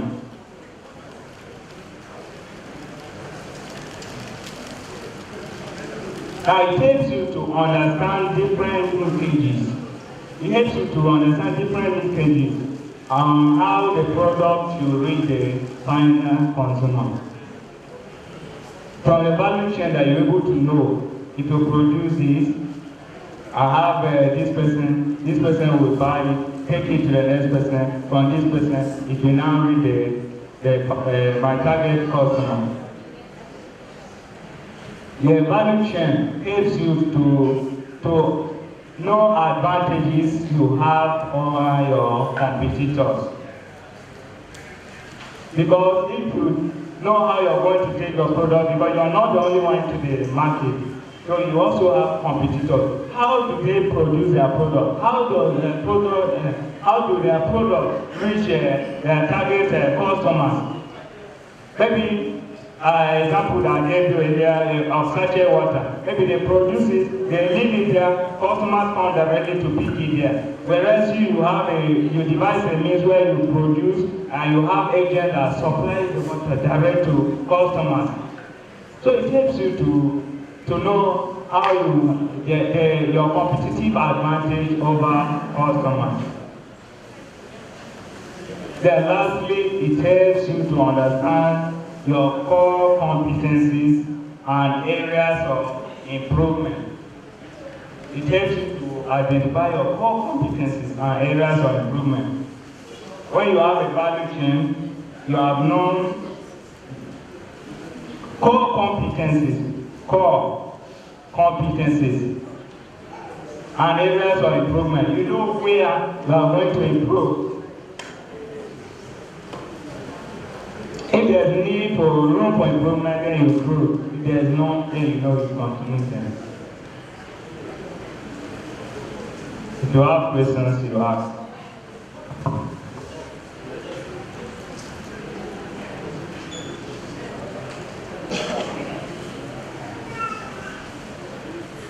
When there are no questions, I don't know if you are following or not.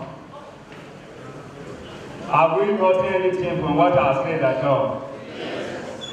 Does it mean it's too clear that everybody have understood? Huh? Is it too elaborate that nobody have a question? I should continue. Okay, you are enjoying my lecture very well. No, you meet me after the class. We're working with time, so I think at this junction, I will just pause. I'm not quitting. I only pause. You will still enjoy more of me when we come to the business plan. So don't worry.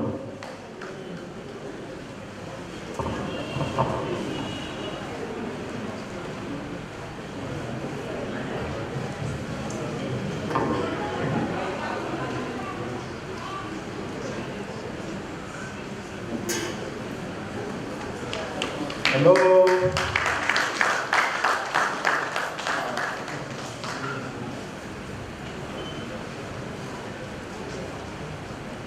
Yes, we are into another segment of this training. It's important. We're looking at planning. We introduced that before. Record keeping, project decision, and financial management, which is a very important aspect of business. The director just asked me, what do you think you can do with this thing within the shortest possible time so that we can go and continue to work? I told him to just give me 5 minutes and make this 5 minutes. So that 5 minutes is I want to be able to do something. So you give me all your yes, because this is important to me. And you need to know it's important to need to know. So I'm very precise. I won't take much of your time. I won't bother you. The shortest possible time. All you come back tomorrow. You are coming here with your certificate tomorrow as well after the training. So make sure you come back here with your certificate tomorrow. Take the last session of training and you will go to work. So we are looking at the planning. Hello. have questions, ask me. Don't ask the person by your side. The other will bring up. Ask me. I think I was able to answer, or one of you here will help us answer it. So we're looking at planning. When we talk of planning, and we look at that as an attribute of a good entrepreneur as well, that you plan. When we talk of plan. As managers, as a manager, it's the first function of management. I don't play with it. And no entrepreneur, no organization should play with planning because it determines everything. It's a way of setting a standard. It determines the goals you want to pursue. In everything you need to do, you need to have a good plan. If you are not planning, then you are planning to fail. If you are not planning, you are planning to do what? To fail. But when you have a good plan and you are planning, then you will be able to succeed. So when we talk of plan, what is planning? People will not talk, you need to have a good plan, you need to have a good plan. So what is then planning? Planning, by definition, those who are writing, planning is a mental picture of what the organization is to be, what it should achieve, and how the objectives are to be achieved. Can I go back? It is a mental picture of what the organization is to be, what it should achieve, and how the objectives are to be achieved. A mental picture. How do you want your organization to be? How do you want your business to be? What do you want? So you have a mental picture of something. There's something I'm seeing. There's something I have in mind. There's something I'm pursuing. There's a goal I want to achieve. Question? I will repeat it again. The definition. That means you are following. It is a mental picture of what the organization is to be, what it should achieve, and how the objectives are to be achieved. That's in planning. You set out the objectives and the goals on how you want to achieve. You want to achieve something, that's why you need to have a plan. So they are saying it's a mental picture of something. Let's you have it as a rough sketch. A rough sketch of something. You want to achieve this. This is what I want to achieve. This is how I want to go about it to achieve it. So that is planning. You need to have a plan. So if you are not planning, then you are planning to fail. So as an entrepreneur, you must plan. Everything you want to do, you plan. And we'll be looking at the importance of planning. We'll also look at the process of planning. Then we'll look at types of planning. Because when we say planning is important, what then makes it important? When we say planning, if you are not planning, then you are planning to fail. Then what then is planning? Let's see the importance of planning. Let's see how it's important to your business. Let's see how it's the first function of management. Some of you who read management, you know planning, organizing, directing, and controlling are the key function of management. And planning is the number one. Why is it number one? Because if you don't have a good plan, then the whole organization will collapse. Everything is finished. It has to do with your planning. So you need to have a good plan. So we say it is a mental picture of what you want to achieve and how you want to go about it. So if you follow it, you ensure that everything goes in conformity with the plan. There should be no deviations. Because when there are deviations, it will be able to affect you. It will affect your planning. It will collapse the entire system. So you need to have a very good plan for you to have a good business. So importance of planning. One, sense of direction. It gives you sense of direction. It helps you to set the goals you want to achieve. That's the sense of direction. It takes you where you want to go. with your plan, you know that from A, this is what I want to achieve. These are the goals. You don't know, you need to not deviate from these goals, because when you go with these goals you have set for yourself, you'll be able to achieve that which you want. So it gives you sense of direction. Am I communicating? Yes. It gives you sense of direction. So that's one important aspect of planning. When you have a plan, this is the mental picture of something. Then it gives you the direction of what you need to do. So that's one aspect. Then two, planning helps to minimize cost. As you know, it avoids trial and error. It minimizes cost. The issue of trial and error is no more there because you already have a plan. You have already set the standard. You have already know what you want to achieve. So with a plan, you will not be doing trial and error because all you need to do, you have already taken into consideration, you know what to do with your plans. So it's just for you to go straight and do that which you need to do. So no trial and error. So no wastage. You cut all those wastage away because already you have a good plan. You have something which you know you need to do and you know how to go about it. So planning helps you to know on how to also go about the matter because it has already been set in your blueprint.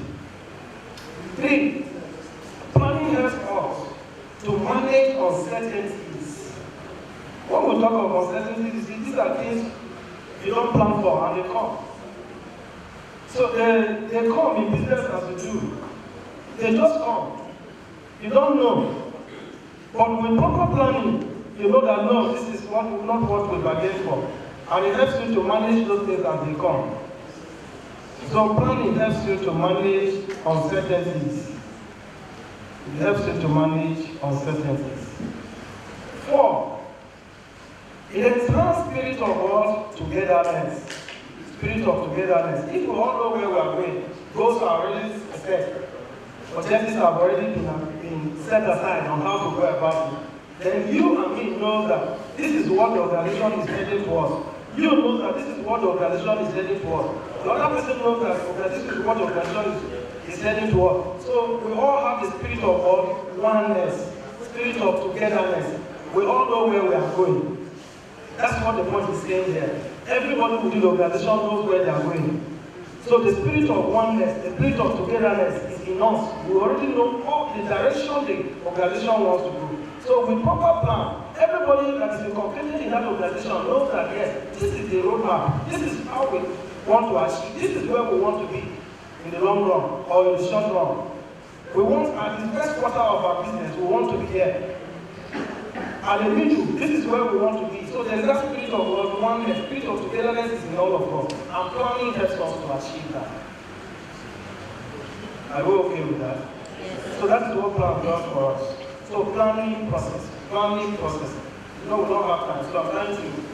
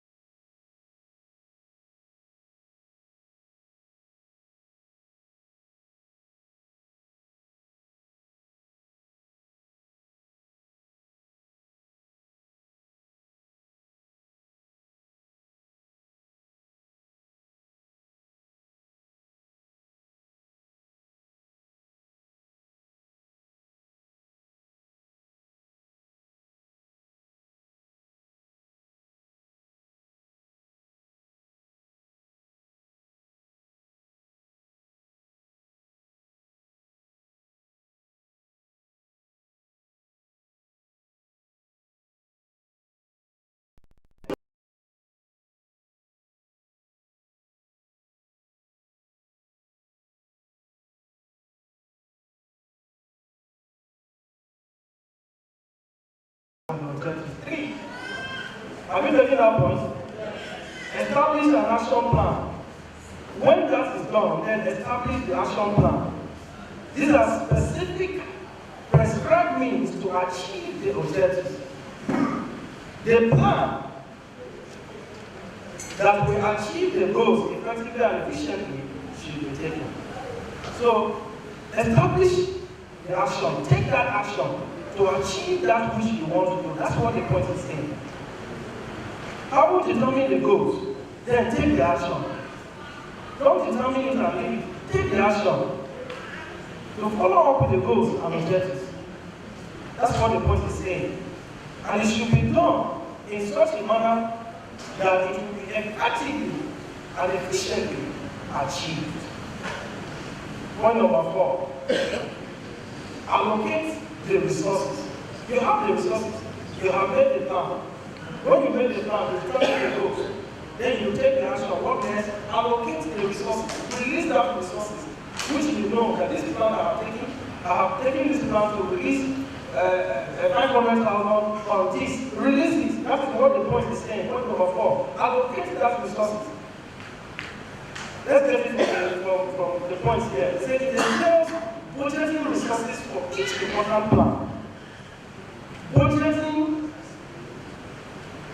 resources for each important plan.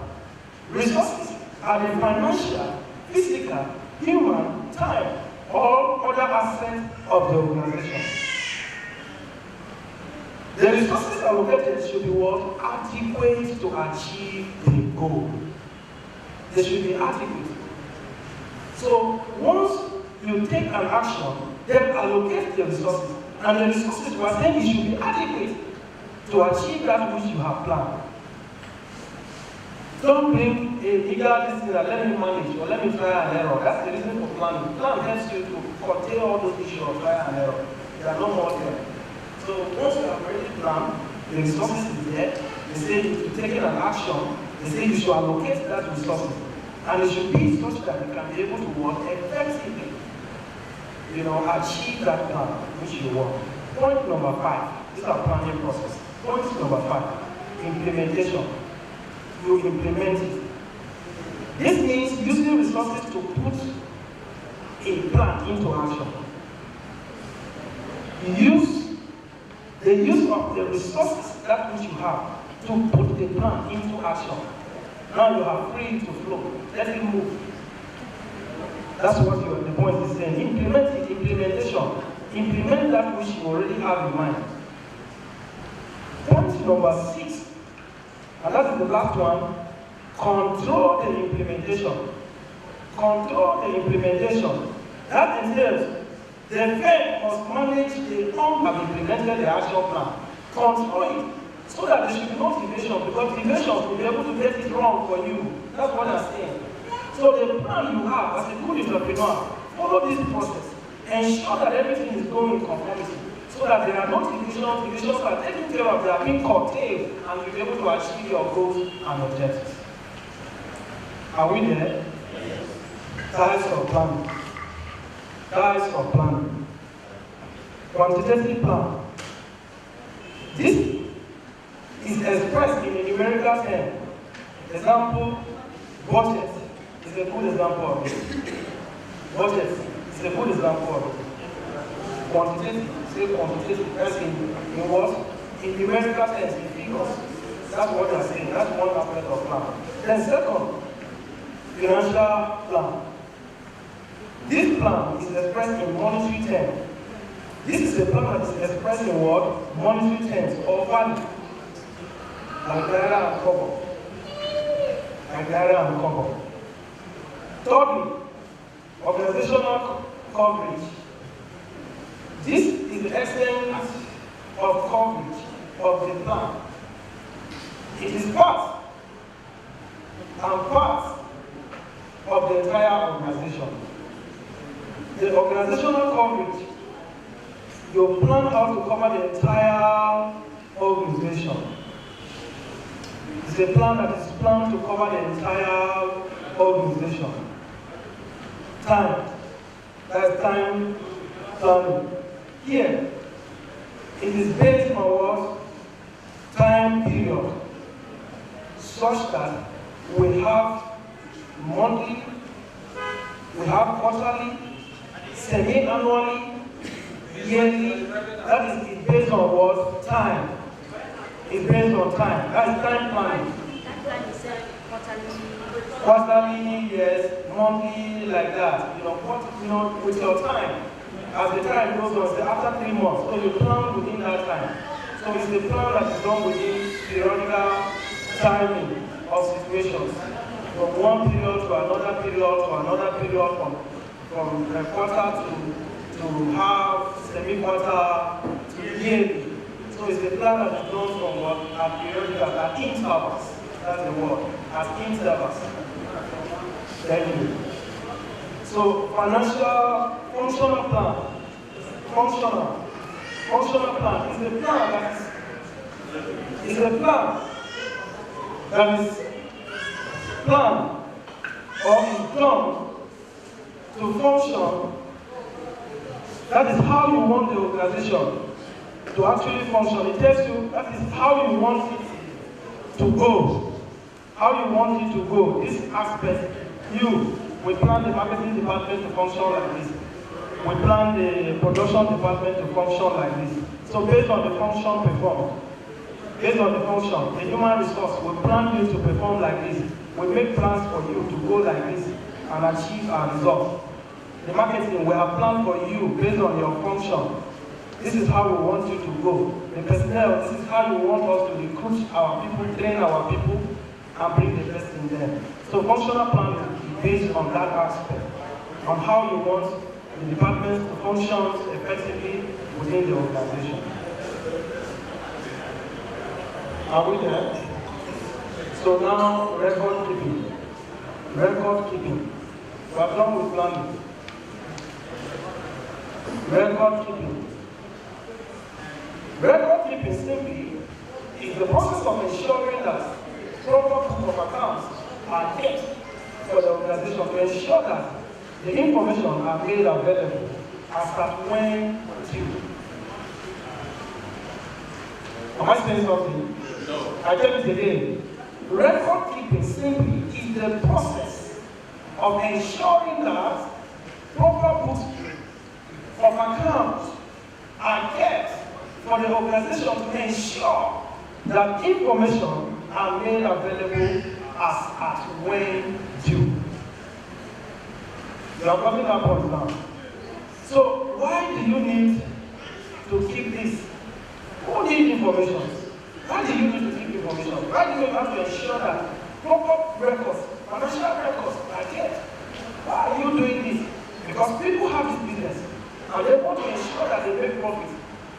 So if proper records are not kept, and they ask you, what will you tell them? You need to ensure that proper records are kept. And the foreign persons may need it. They need this information in the organization. One of the persons that may need this information and why it is good to keep proper records is because managers who will want this information to guide the operations of the company. So you, as the owner, may want this information to guide the steady flow of the operations of your business. So you need to see to it that your boys are keeping proper records. If they are not keeping proper records, it calls for an attention. You need to look at that and ensure that proper records are being kept. So because you may need this record tomorrow, it is important that proper record keeping is kept in your organization. 2, investors. They may want to know how the business is doing. You may have people who want to invest in your business as you grow. As you do this business, you may grow and have partners, isn't it? There are people who will invest into this business. They want to know how far, how you are running the organization. Is it profitable or you are running at a loss? So they want to know. So they call for this at any time. The shareholders will call for it. Let's see the records, how you are keeping. Let's see if you are eating the money. You understand? You can call to know if your boys are eating your money. If the people who are managing your firm are eating the money, it gives you a worry. You want to know, so you can call at any time. So there should be proper record. Ensure that proper record is kept in your business. as you do your business, ensure that proper records are kept, because you will need to know if you are making profit or not, if the board are cheating or not. So that will be able to help you to know. Number 3, the government can decide how much tax should be collected from the company. So the government is there. You see, those who pay tax, they will tell you what you make. These big companies, they will tell you. They suffer so much. Sometimes they hide the profit. They declare very small. Why? Because the government wants to tax you based on what you are getting. So the government is another body that will be interested in your record keeping. So you have to ensure that at any time you are called upon, you'll be able to keep a proper record. So if proper records are not kept for you to show as an evidence that you are keeping a proper record, it calls for attention. They can't just be taxed. Some will overtax you. If you don't have a proper record, they will overtax you. Don't you know? They will overtax you if you don't have a proper record. So you keep it so that they are able to help you when the need arises for them. So another aspect of record keeping, we are looking at the generally acceptable accounting principles and concepts. Generally accepted principles of accounting and concepts is an aspect of record keeping that we need to also know. One, I'm trying to rush now, so you are just don't do the important business. I said business entity concept. What does this entail? A business and its owner should be treated separately. I've mentioned that point before, if you are following me. The business should be kept separately. So what they are saying is that the record should be kept such that your personal money is separated from business money. Don't mix it up. Don't mix it up. It's an error. When you are mixing it up, it's an error. When you are taking money without records, it's an error. You'll be eating the business, you'll be eating from the business, and you won't know. And before you know, you're not doing business diagnosis, then it will collapse one day. But if you are doing it, you'll be able to know someday that yes, there is something, there's an error. You know the causes and the effects. So it's important. So the concept is saying that this business entity concept is be a businessman pure, be an entrepreneur to be called. An entrepreneur should be able to separate his business money from his personal money. That's what the concept is telling you. Have the concept of a businessman. And what is the concept? Saying separate your business money from your personal money. It's important. See it as a separate entity that can be sued and be sued. I have a business idea. This is my compliment card. If Emory Enterprise does anything today, you are suing this company, you are not suing the man in Ghana. You are not suing me. If there is anything, if I deal with you, it's incorporated in this case. It's my compliment card. If you do business with me, with Emory Enterprise, anything that happens to Emory Enterprise is you and Emory Enterprise. You will go and sue us, our lawyers will come here. It's not Emmanuel Yaga. The lawyer of the company will come to appear for the company. So we are saying that it should be separate. That's another way you separate things. Everybody knows that you are dealing with the organization, you are not dealing with an individual. And yourself, you're able to know that no, this one is not for it's for the business. It's from this one, it's from this. So you don't mix things up. See, it should be a separate entity that can be sued and be sued. That's what the concept is. Second, it's a money measurement concept. Only business transactions that can be expressed in terms of money are recorded in accounting. That's the principle. Yes. Number 2 is a money measurement concept. Money measurement concept. Only business transactions that can be expressed in terms of money are recorded in accounting. Anyone that is not expressed in terms of money, accounting does not recognize it. Put it somewhere. If it's an asset, put it somewhere as an asset. But those that have to do with monetary terms, don't allow these boys to say that deposit. No, that deposit, let them put them on record. Isn't it? Yes. Your managers, they are running your business. When money comes, they tell you this one are deposit money, or guys say deposit money, by record them. As far as it has to do with money, it should be what? On record. Because if it is not on record, tomorrow they will divert that one. And you will not know. So ensure that anything that has to do with money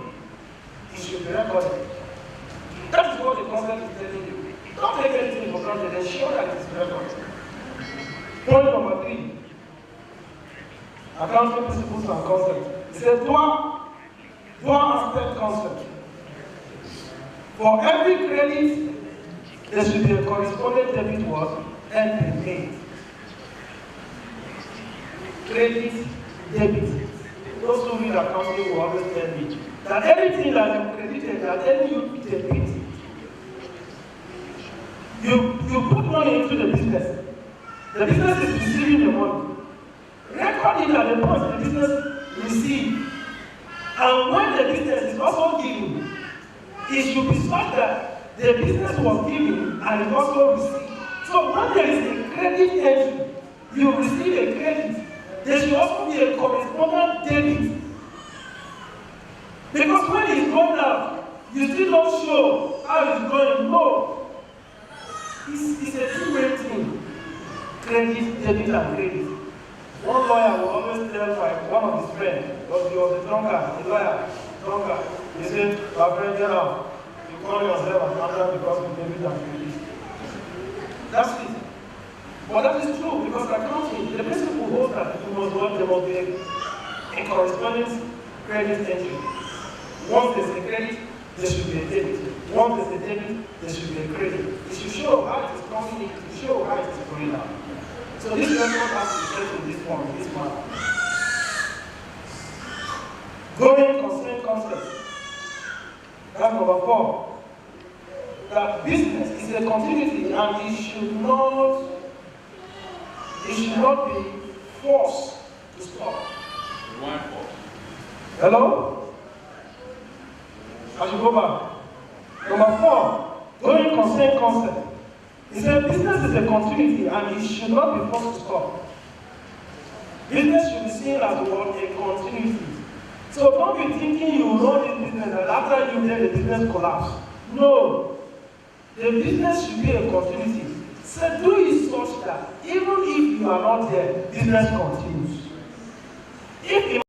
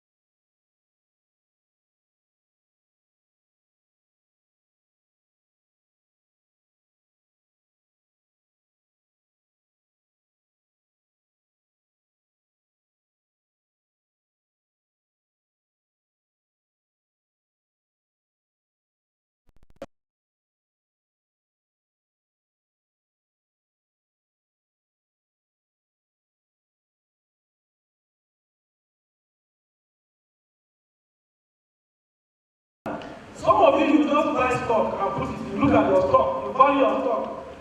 You say, this stock, I get 2 million naira worth of stock. But until that money gets to you, you don't have it. Don't see profit, earn profit.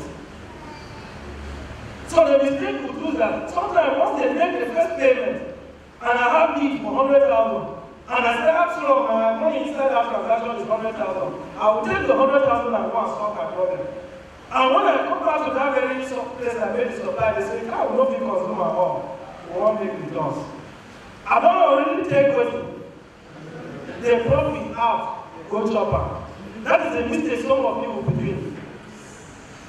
That's the mistake you do. And by the time you chop that one, there is returns. You don't say you never sell. So as you never sell that one when you don't go chop, you go commit and buy. So this concept is telling you, the realization concept is telling you that no, don't just see profit, earn profit, earn it. So it's very important. Some of you are already doing that mistake. As you have said here, as I said that point, I know you are asking yourself, this thing with this man talk is true, and it's true. Yes. You are doing that mistake. So don't just see it. Based on price, that I get 1 million, 10% of my own 100,000. You never get that one until you end it. That's when you have it. Wow. This is a much. Can we switch to budget decision?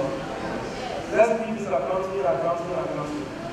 Let's go to budget decision. It's important, but one thing was just that foundation. This concept is much more better. Maybe I will make this thing as a handout for the training. And nothing will be happening.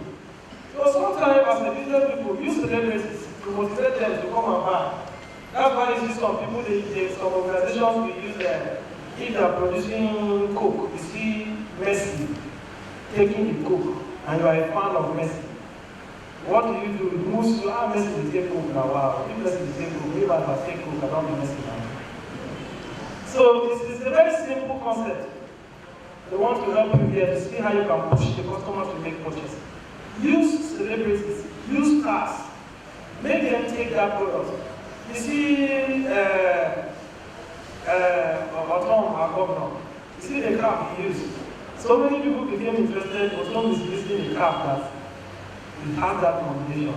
And then you see a lot of his followers are going with that. So when you see somebody who are doing very well, celebrities, we encourage you to do that so that you can be able to help your purchase decision. Because some persons buy because this person is using it. This person will use this kind of car. Maybe I will buy this kind of car. So this kind of cow, this person gives in this thing, Papa Berger, maybe I will do this one. So you see, decisions of buying lies in such kind of interest. So it is important sometimes to use celebrities. There are market segmentation. When we talk about market segmentation, maybe we're talking about separating your market in sometimes geographical areas or behaviors. Separating your market, sometimes most often is in geographical areas or maybe in behaviors, people buying behavior. So sometimes you separate your market, like if you want to take buy joggers or suit and come and sell in Makodi, you don't have a market like you are selling that suit to Jos. So when you do your market segmentation, you know that okay, I take suit to Jos, I take cleaning material, I cannot take a lot of it and bring it to Makodi. Because not everybody has cars with AC, households with AC. The bankers make use of that in their office, so you see them with that. They have big money to buy cars, they have this. They use the suit for the get to. You see the way I'm sweating. What is slavery? That's slavery, this one. So if you say you take a suit to a place where you know it's not going to be appreciated, you will not be helping yourself. You will not help the buyer to make a decision to buy your product. So segment the market, take it such that, segment it such that people will go for it. It helps you to save a lot of things. You no longer do promotion there because it is what is needed. You have segmented your market, you have taken this one to the areas of needs, where people will need this service. So there's no need of doing promotion. It helps you to curtail the cost of what? Marketing campaigns, where you have to go and do promotion to push the product to create awareness for the product. You no longer do it again because there's already one need for it. So as a good entrepreneur, you try to see, that's why you have to produce what people want. Even when you are inventing. If you are inventing what will not be acceptable here, then that's not wisdom. That's why good entrepreneurship should also be a good marketer. Because you are thinking how you'll be able to work, market that product and get profit. How you can be able to make the customers to make purchases. So you have to identify the needs and wants of those customers and then invent it, produce based on the needs and wants and give it to them. That's what we're saying here. So segment is such that it will be easy for you for purchase to be done easily without you spending money on what promotion and other things. There are much on that aspect, but just for your understanding, let's leave it there. Then give room for feedback. Some of you do business, you don't give room for feedback. It's an error. There are some things your business will be solving, the customers will receive. If you don't give room for feedback, then you will not be able to know. So you should be able to see that as well. Then you maintain a good quality. Ensure that you have a good quality so that people can be able to work. Our operators are already telling me that time is over. So by tomorrow, we'll be looking at the further aspect. I have one aspect here to finish this one, but they didn't allow me.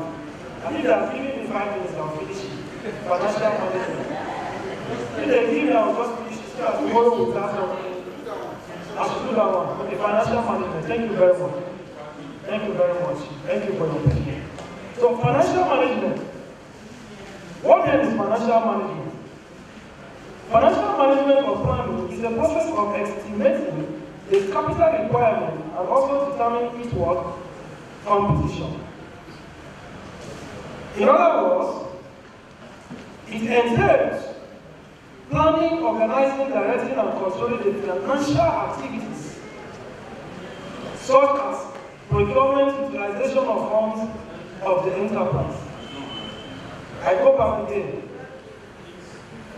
Financial management or planning is the process of estimating the capital requirements and also determining its competition. In other words, it entails planning, that is in another form. We say financial management entails planning, organizing, directing, and controlling the financial activities such as procurement, that is the expenditure that we're talking about, procurement, utilization of funds of the enterprise. That is applying general management principles to financial resources of an enterprise. In a nutshell, that's what we are saying. The financial management is the process that you should be able to plan, organize, direct, and control your financial activities in an organization. That's your business. How to manage it. How do you plan, you organize, you direct, you control everything. That is management. When we talk about management, we say it's the process of planning, organizing, directing, and controlling. Management is getting things done. How do you get to do it? Through planning, organizing, directing, and controlling. Those are the functions of management. So when you have financial and management put together, when you marry them, financial management, it is simply talking about the process of what? Planning, organizing, directing, and controlling the financial activities within your business, within your organization. That's it. So, the objectives of financial management determines the capital requirement. That is the objective. See them as important. It determines the capital requirement. When you have a good financial management, you know the capital requirement for every business you want to do, for everything you want to do. B, framing financial policies with regards to the cash control, lending and borrowing. So you frame your financial policies. The policies you are going to make, your financial policies in the organization are framed within the cash control. And even your borrowings, you don't know how to borrow. You don't know how to borrow. With good financial management, the next is you know what to borrow. You don't just go and collect money like that. If you don't have a proper financial management, you will come and see the investment money and you start paying it. And that's an error. It's not acceptable. So with a good financial management, it helps you to be able to know, formulate policies on even how to borrow. If you don't have a good financial management, and these millions you are looking for today, they drop into your account, then it will be excess money for you. You will just start spending it. But with proper financial management, by the time you get this money, you now know how to allocate your resources. You will now know how to borrow. Even lending. You say, I can't go with this lending, I'll collapse. You want me to lend you something, I don't refuse to supply you on credit now, but I have to work within my financial status. This is what are you saying is, so that they can be able to know that you have a limit you can go. There's a limit you go and you collapse. And that is what wisdom. Wisdom is profitable to God. Then see, a financial manager ensures that the scarce financial resources are maximally utilized in the best possible manner. So since you have scarcity, that which you have is not enough. A good financial manager, as you sit here, as I see you, you'll be able to know how to allocate your resources within this little that you have, within the scarce resources that you have. You don't do anyhow. You know how you go for the important things, isn't it? Yes. What is not important, let me say this one, let me when I get access from now, I have to go to this. That's what you do. It's a personal thing. You know it. So I want you to forget it. The importance of financial management, adequate funds have to be ensured, yes. It helps to ensure the reasonable balance between outflow and inflow of funds for stability to be maintained. It helps in maintaining growth and expansion. That's one of the importance. It helps you to do what? To maintain growth and expansion. So when you know that there's much money, you go financial management, what do you do? Let's get into another business. You have different portfolios to manage. I have this business, I have this business. Because when I was doing this business, excess money came. I was able to digress into another business. And now I have two businesses I'm managing and there's money flowing in Africa. So with good financial management, it will help you to see when there is need for expansion, nobody needs to tell you. You know that there is need now because you have a good financial management. You know what is important. You know that you have excess money. You know how to lend and how not to lend. Because this lending will kill you. When you borrow anyhow, it will kill you. That is one of the things you say, this one my uncle, my brother, father, sister. This is an error. You just lend without taking this into officers you have employed. So thank you very much for listening. God will help us to understand this thing, to go deep into our brain. We'll be able to apply them by the time the money comes. And we'll be able to make David proud. Because we are going to be entrepreneurs of David, entrepreneurs of Nigerians, entrepreneurs of Congo. Thank you for listening and God bless you.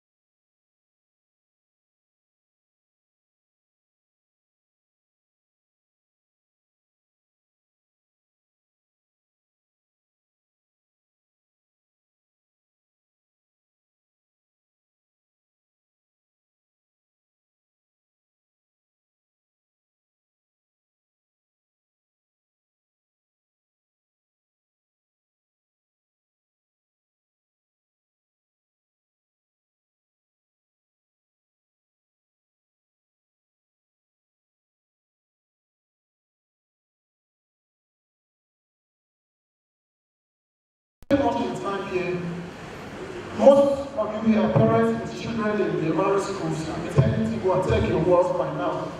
So I'm deeply sorry for that. I know sorry is a very big apology. I hope my apology is taken. We intend not to give your certificate by proxy, so ensure to be here tomorrow 10 a.m. prompt. And if you have not another person who have applied for this, that if he is not present at the moment, you endeavor to inform the person to be here tomorrow. We don't intend to give those certificates to anybody in absentia. We intend to give those various certificates to individuals that apply for this. And I want to assure you once again that those of you who have applied stage loan through still put a smile on your faces. Yes, they'll be doing it and they'll still do it. I hope you enjoy the lectures. That one is the financial guru. If you allow him, the whole of today you will not exhaust his financial ideas. So thank you so much to the guest speakers and for you attending this. While closing this officially, if you have any Anybody who's moved by the Spirit should come and pray for us so that we close officially. Anybody who's moved by the Spirit? Yes.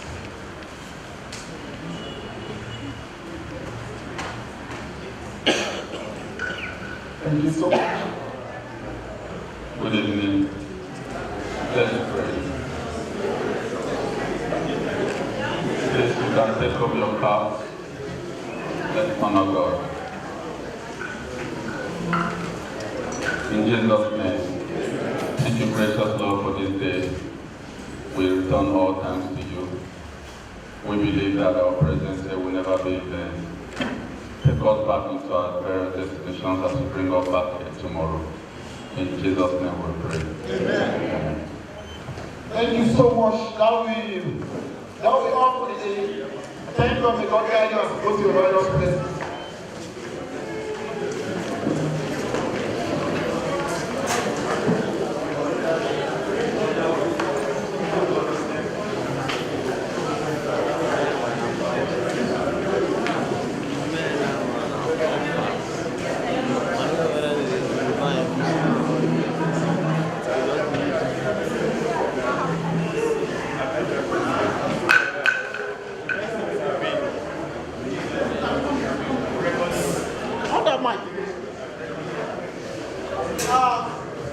For those who have not done already, please take this information very, very serious. As we're coming tomorrow, endeavor to bring your first mass. We don't want anything that will implicate us. Please, endeavor to bring your first mass tomorrow. Thank you.